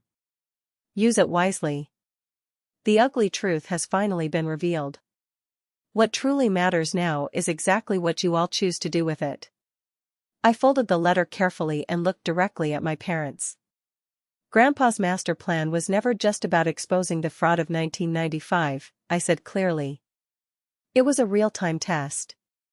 It was one final, desperate opportunity for all of us to show who we really are when faced with highly uncomfortable truths and a lot of money. Mr. Sterling nodded in agreement. He opened a sleek black folder. Gordon was quite specific about this parameter. The final distribution of his true estate would be completely determined by how each of you behaved during the last 48 hours. Everything has been documented. Not just the historical fraud, but your aggressive, greedy actions here in this house. Sterling turned to look at my parents on the sofa. Clifford and Lorraine. Your recent actions clearly demonstrated continued, deeply ingrained dishonesty. You actively attempted the destruction of personal property, and you were aggressively planning to personally profit from assets before they were even legally transferred to you. My mother's face flushed a deep, angry red, but my father placed a heavy, restraining hand on her forearm, squeezing tightly to keep her quiet. Roxanne, Mr. Sterling continued, turning his gaze to my sister. Your behavior was a mixed bag.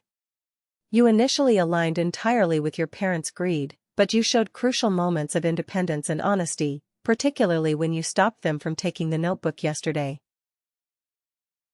Roxanne nodded slightly, keeping her eyes downcast, staring at her hands in her lap. Valerie, Sterling said, turning to me. You followed your grandfather's strict instructions exactly as written.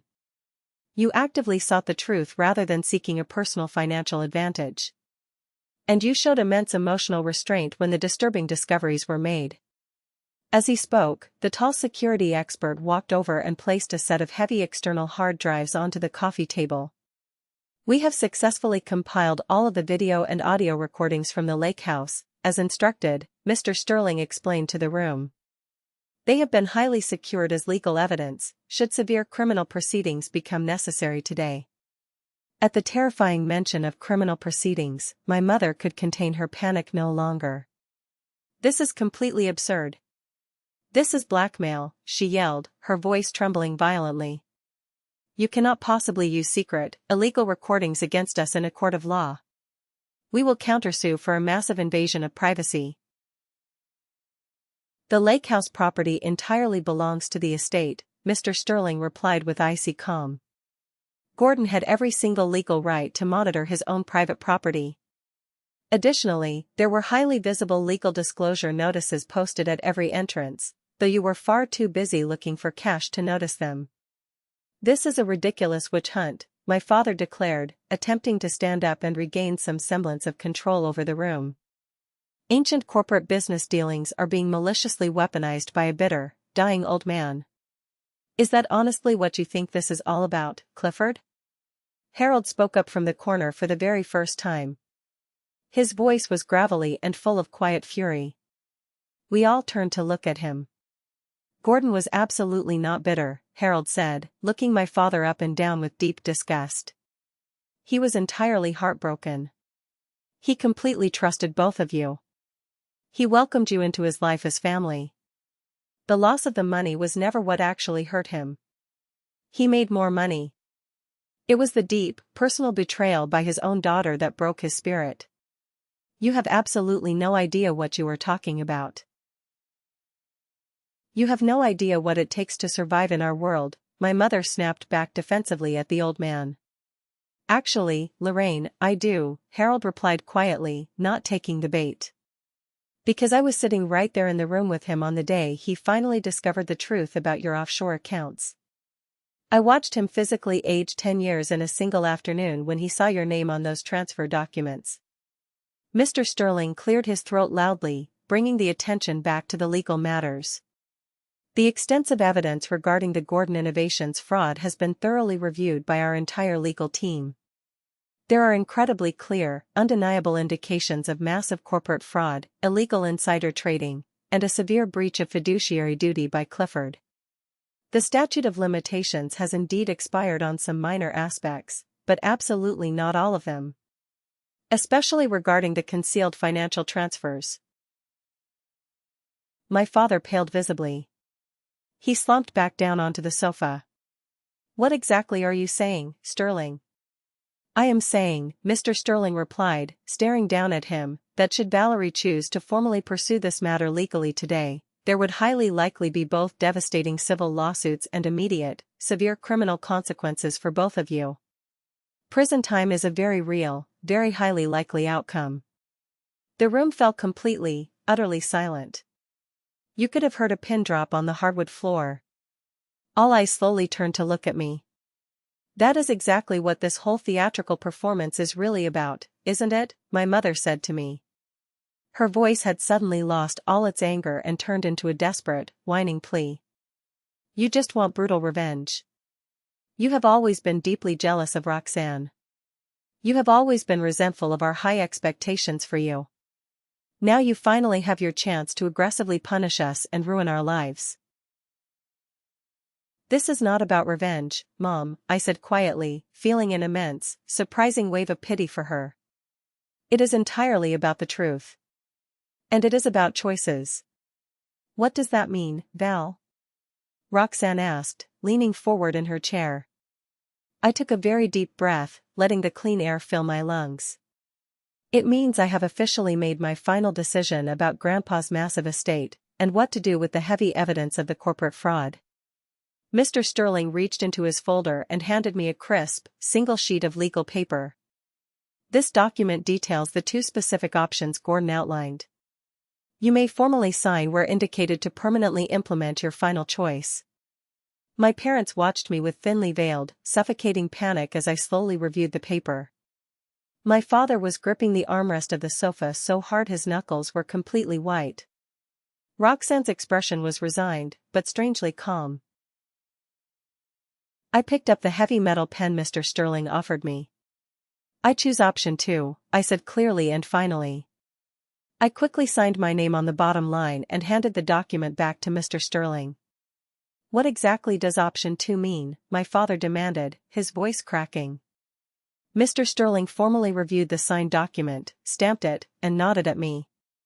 It means that Valerie has officially chosen not to pursue any criminal or civil charges regarding the Gordon Innovations fraud. The evidence will be permanently sealed in our vault.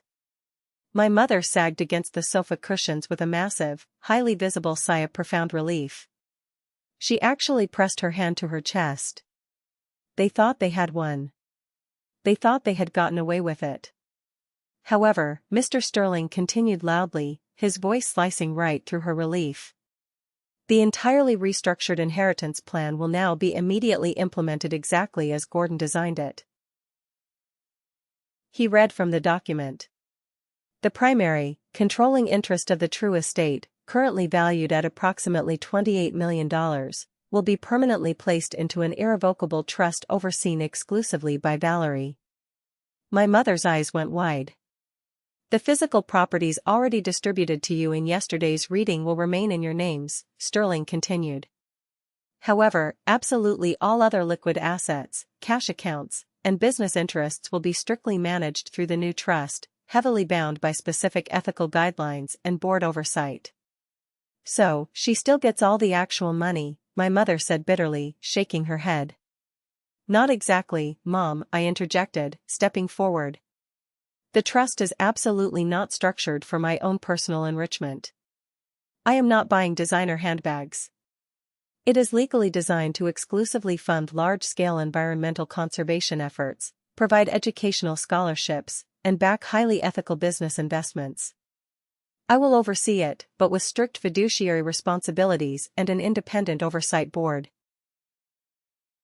And what exactly about us? My father asked, his voice sounding totally hollow. We are broke, Valerie. You get to keep the incredibly expensive houses you have been given, which are substantial assets, I explained calmly. But the quarterly cash distributions you were desperately counting on to fund your lifestyle will be heavily contingent on you meeting several highly specific, non-negotiable conditions. What kind of conditions?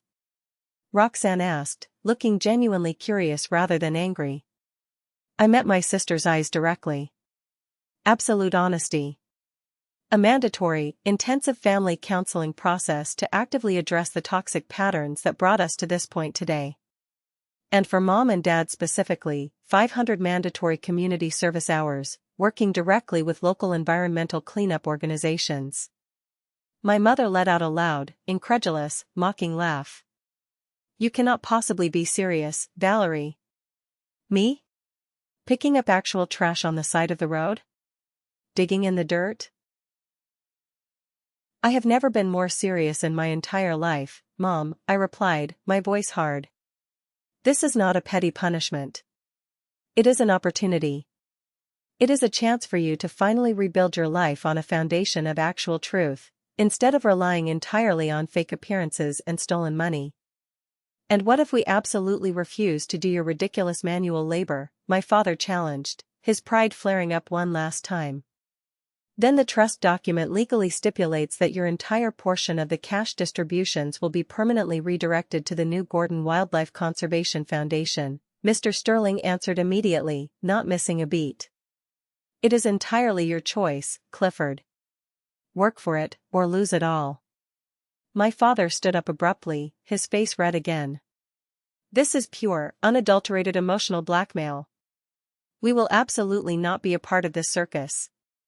Dad, sit down and shut up. Roxanne yelled suddenly, jumping out of her chair. We all stared at her in total shock. Stop it. Just stop fighting. Roxanne yelled, her voice breaking into a sob. She turned to look directly at me. Valerie, I accept the conditions. All of them. I will do the therapy. I will do the service hours. Roxanne, you cannot possibly mean that, my mother gasped, clutching her pearls. Do not give in to her. I do mean it, Mom. Roxanne shot back, tears streaming down her perfectly applied makeup.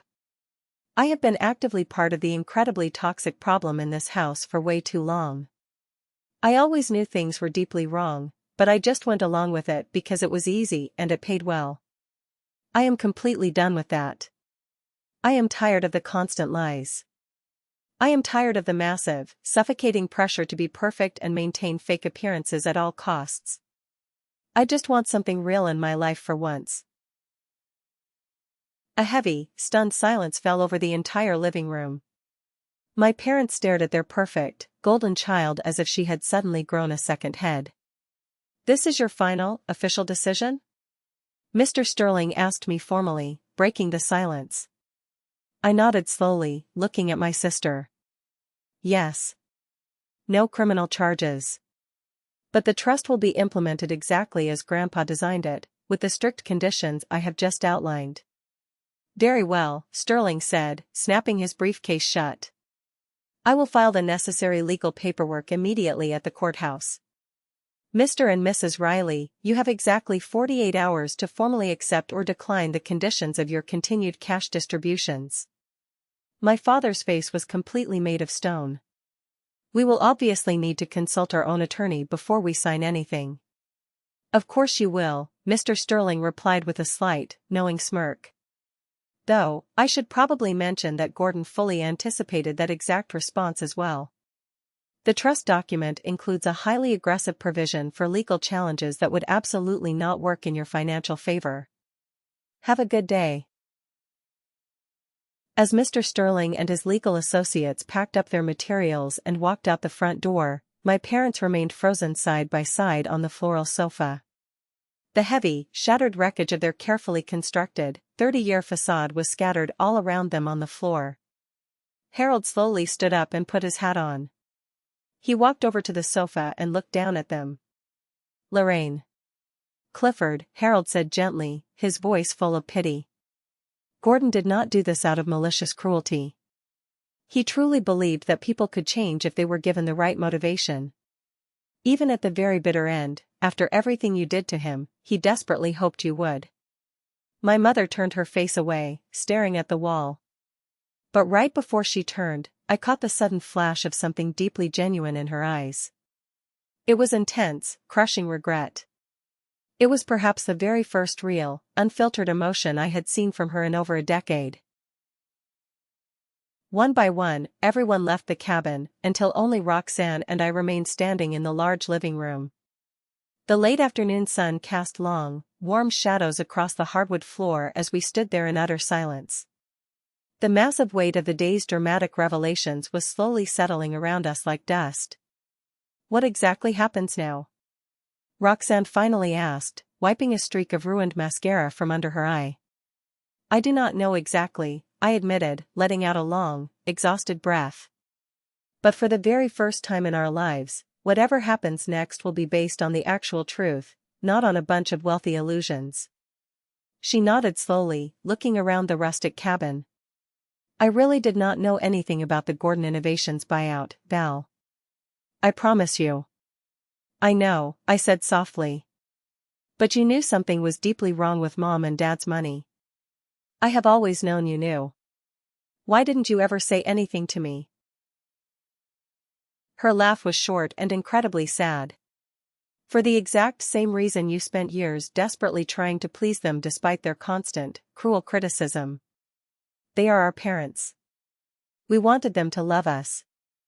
And I was getting all the massive financial benefits of being the favorite child.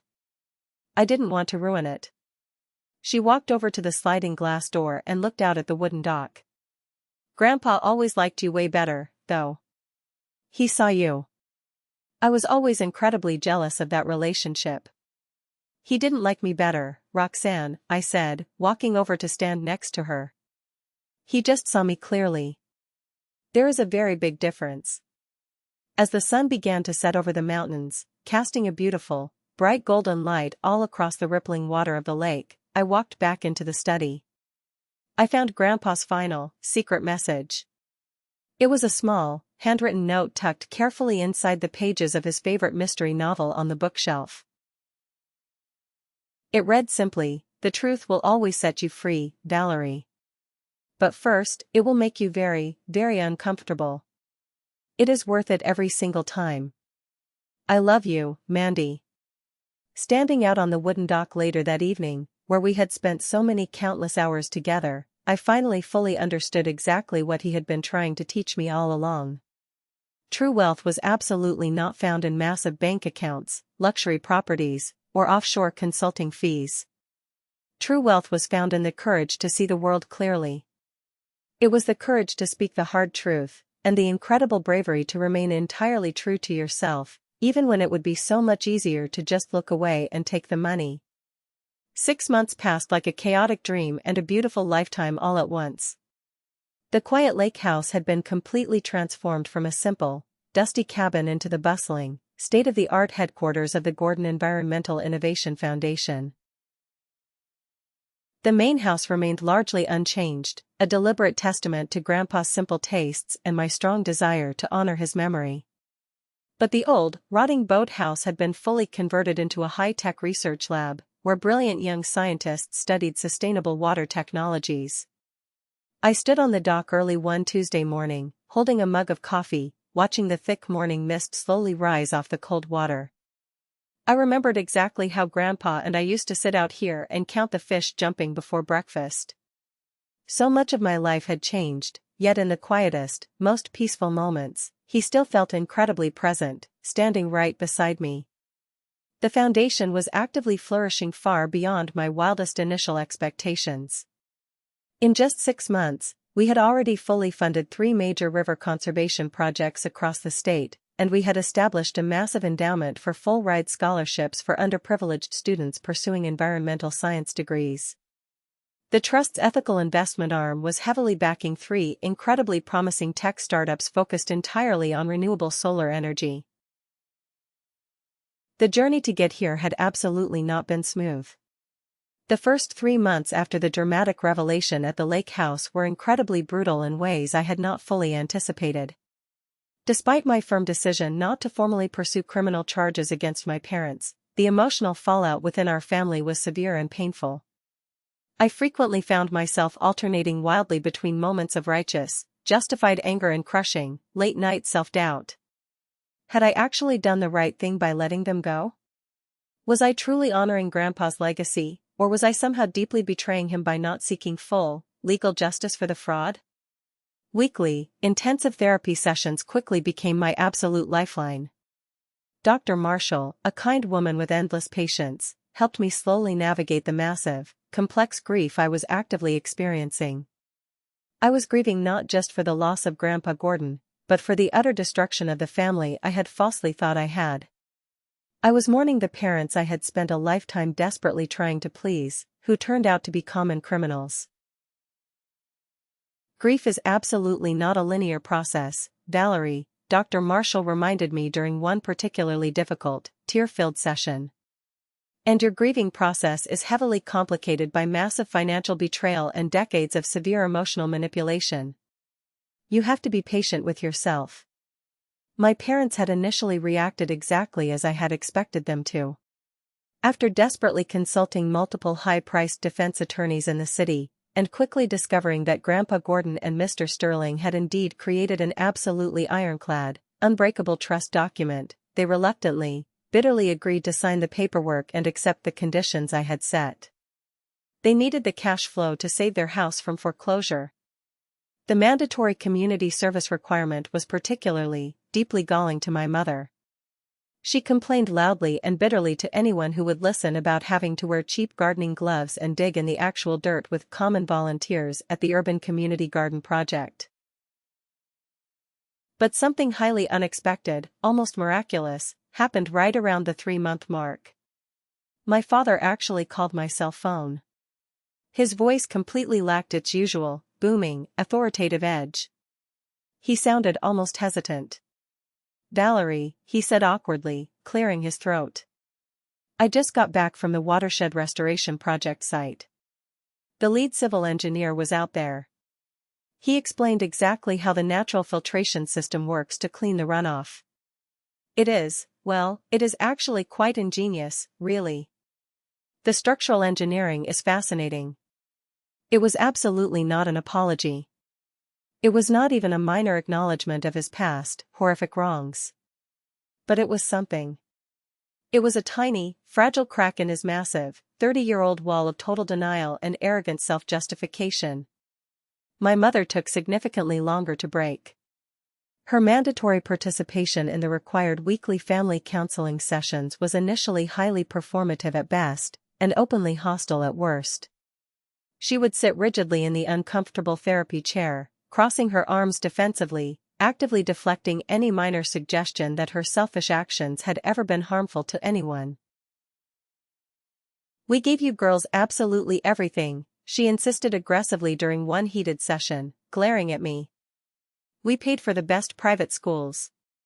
We bought you nice designer clothes. We took you on expensive family vacations to Europe. How dare you sit there and judge us for a highly complicated corporate business decision that was made before you were even born?" The real emotional breakthrough came highly unexpectedly during a quiet session a month later. The therapist had asked each of us to bring in a deeply meaningful photograph from our childhood. I brought the silver-framed picture of Grandpa and me fishing on the dock. Roxanne brought a faded, candid shot of the four of us laughing at her college graduation. My father chose a highly formal, stiffly posed family portrait taken at a country club when we were teenagers. My mother brought absolutely nothing. She sat there, staring at the floor, claiming she had simply forgotten the silly assignment. But at the very end of the hour-long session, as we were quietly gathering our coats and purses to leave the office, she stopped. She slowly pulled a heavily creased, worn photograph from the back zipper compartment of her designer wallet. She placed it completely silently onto the center of the wooden coffee table. I leaned over to look. It showed my mother as a very young girl, maybe 7 or 8 years old. She was wearing a simple cotton dress, sitting high up on Grandpa Gordon's shoulders at what appeared to be a dusty, rural county fair. Both of them were throwing their heads back, laughing joyously. Her small hands were gripping his forehead tightly, and his larger hands were securely holding her little legs. They looked incredibly, genuinely happy. They looked poor, but happy. "He taught me how to be incredibly brave," she said quietly, her voice trembling, refusing to meet any of our eyes. "He taught me to climb significantly higher than seemed safe. I do not know exactly when I completely forgot that." She picked the photo back up, shoved it in her purse, and walked out the door. It was absolutely not a full, magical reconciliation. I highly doubted we would ever have the warm, supportive, loving relationship depicted in cheesy holiday commercials. But it was a rare moment of deeply genuine emotion. It was a brief, beautiful glimpse of the actual human being buried deep beneath the perfect, expensive facade. Roxanne's personal journey surprised me the most out of anyone.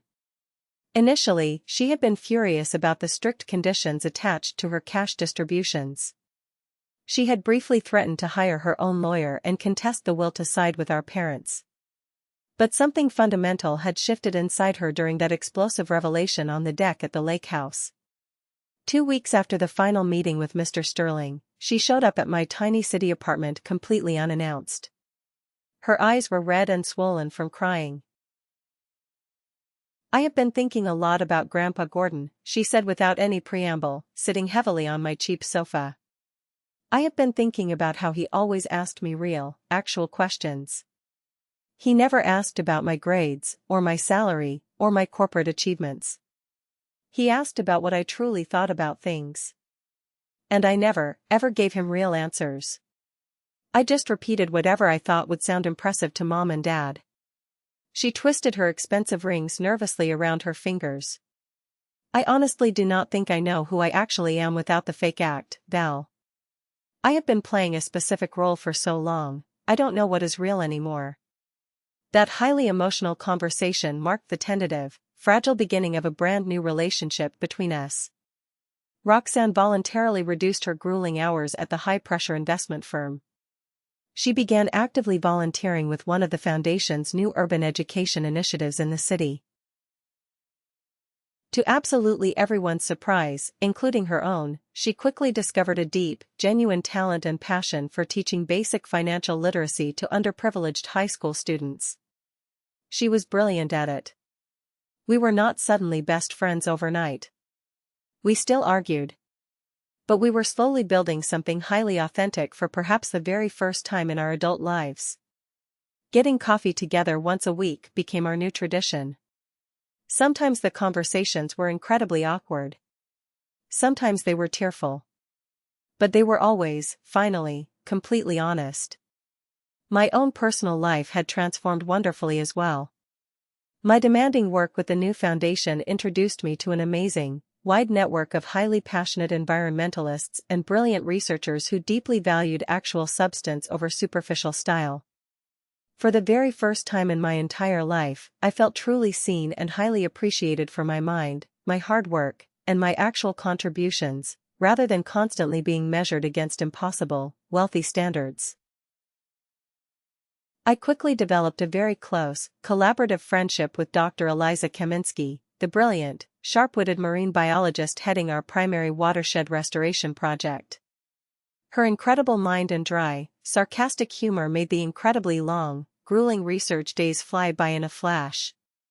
When she formally invited me to co-author a major academic paper on our new findings, I experienced a rush of pure professional confidence I had never, ever known before. There was also Mark. Mark was the Foundation's incredibly sharp, dedicated legal advisor. His kind brown eyes and deeply thoughtful questions had gradually, naturally evolved our strictly professional working relationship into something significantly more personal. He implicitly understood the massive, tangled complexity of my family situation without ever casting judgment. He offered quiet, steady emotional support without constantly trying to aggressively fix everything for me. Our third official date had been a late-night stargazing picnic out on the wooden dock at the lake house. It was entirely his idea, right after I had casually mentioned how Grandpa used to teach me the constellations out there when I was young. We lay on a blanket, drinking cheap wine, and for the first time in years, I felt completely at peace. Perhaps the absolute most meaningful project I had started was the new mentorship program I established specifically for young, underprivileged girls highly interested in environmental science. Watching their faces completely light up with pure wonder during our muddy field research trips, actively encouraging their endless questions and wild ideas, I felt Grandpa Gordon's massive influence coming full circle. I was actively becoming for them exactly what he had been for me, a steadfast believer in their immense potential, and a deep appreciator of their unique, wonderful perspectives. The most highly unexpected encounter of the entire year came exactly 6 months to the day after the dramatic will reading. I was officially hosting a large community open house event at the foundation headquarters by the lake. I was carrying a tray of coffee cups when I suddenly spotted my parents standing all the way across the green lawn. They were absolutely not scheduled to be there. Their mandatory community service hours were normally strictly scheduled on Wednesdays, and today was a busy Saturday. They stood highly awkwardly at the far periphery of the crowd. My father was intently examining the new solar panel array with deep, professional curiosity. My mother was clutching her designer handbag tightly against her chest like a physical shield against the dirt. When they finally saw me notice them, my father gave a stiff, formal nod of his head. My mother attempted a small, incredibly tight smile that didn't quite succeed in looking natural. I set the coffee tray down and walked slowly over to them, completely unsure of what to expect. "The new facility looks highly impressive, Valerie," my father said formally, gesturing around the property. "It is a very professional, well-run operation you have built here." "Thank you, Dad," I replied cautiously. "We are particularly proud of the new wetlands reconstruction project over there. It is already showing significantly improved water quality metrics." My mother glanced nervously around at the large crowd of casually dressed attendees. "Your grandfather Gordon would have deeply approved of all this," she said finally, looking back at me. "He always did highly prefer practical, dirty applications to high society theory." Coming directly from her, this was practically effusive, glowing praise. I suddenly noticed that she was wearing a pair of incredibly simple, understated pearl earrings. They were the exact earrings Grandpa had bought her for her 21st birthday. It was jewelry she had previously loudly dismissed as being far too plain and cheap for her tastes. "Would you both like a quick tour of the new lab?" I offered softly. They actually stayed for almost an entire hour. They walked through the facility, asking occasional, polite questions, maintaining careful, guarded politeness. It was not total forgiveness. It was definitely not a magical movie reconciliation. But it was a solid, undeniable acknowledgement of the foundation, of my incredibly hard work, and of a shared reality that existed far beyond fake appearances. As they were finally walking back to their car to leave, my mother paused by the gravel driveway. "Your sister Roxanne casually mentioned to me that you found Gordon's personal, black leather journal in the safe," she said softly. She stopped, seemingly entirely unable to formulate her actual request. She looked at her shoes. "There are several beautiful entries written in there about you, Mom," I said gently, completely understanding what her pride would not let her ask. "They are from when you were very young. They are really happy, loving memories. I could make some copies for you, if you would like to read them." Something deep and painful flickered rapidly across her heavily made-up face. It was intense regret, perhaps. Or a deep longing for a simpler time. "I would highly appreciate that, Valerie." "Thank you," she whispered, getting into the car. That evening, long after the crowds had gone home, I sat alone in Grandpa's quiet study. My study now. I turned on the brass lamp and opened the black leather journal he had left specifically marked, "For after the dust settles." Unlike the heavy legal evidence and the threatening letters that had actively driven the dramatic revelations and the punishment, this book was simply his quiet, private thoughts. It was a beautiful collection of sharp observations about life, nature, and family, spanning several decades.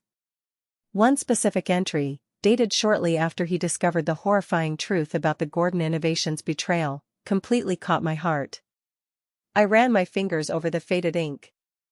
The absolute hardest, most painful lesson of my entire life has been learning that we can love people incredibly deeply, and still not truly know who they are in the dark.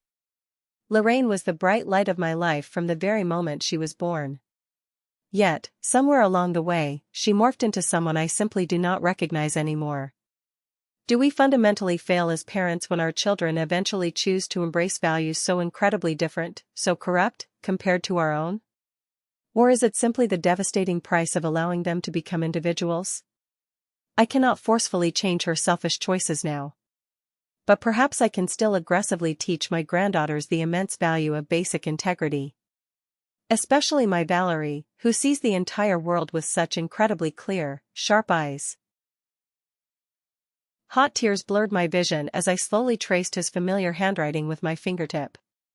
Even in his moment of most profound, crushing disappointment and heartbreak, he had been actively thinking of teaching. He had been thinking of future growth, and of future possibilities. I turned to the very final page of the journal. It contained what I now strongly considered to be my personal life manifesto, written boldly in Grandpa's distinctive script. The absolute greatest inheritance a person can leave behind is not massive sums of money, or expensive property, or even a prestigious education. It is the brilliant clarity to see the truth, and the incredible courage to stand up for it when everyone else runs away. Everything else is just minor details. I closed the heavy leather journal and walked slowly out onto the wooden dock as the sun completely set over the calm lake. A large fish jumped out in the center of the water, creating tiny ripples that spread outward in ever-widening, beautiful circles. One small, sudden movement actively affecting absolutely everything around it. Just like the truth. My phone buzzed softly in my pocket. It was a text message from Roxanne. The community garden meeting actually went really well today. Mom actually participated and got her hands dirty without complaining. Small steps. Dinner on Sunday? I smiled, feeling a deep warmth in my chest, and typed back quickly. Progress, not perfection. See you Sunday. Looking out over the dark water turned silver by the rising moonlight, I felt Grandpa Gordon's loving presence more strongly than I ever had before. The massive inheritance he had truly left me was absolutely not the $28 million. It was not the beautiful lake house property, or even the successful new foundation. It was exactly this, the profound, deep freedom that actively comes from living a completely authentic life. It was the absolute, unshakable realization that our true human worth is never, ever measured in dollars, or salaries, or perfectly maintained appearances. It is measured entirely in the courage to see the world clearly, and the bravery to act with unyielding integrity. The absolute greatest wealth I had ultimately learned was the incredible ability to actively build a beautiful life that reflected my own true values, not my toxic family's shallow expectations. And that, I knew deep in my soul, was a brilliant legacy truly worth protecting forever.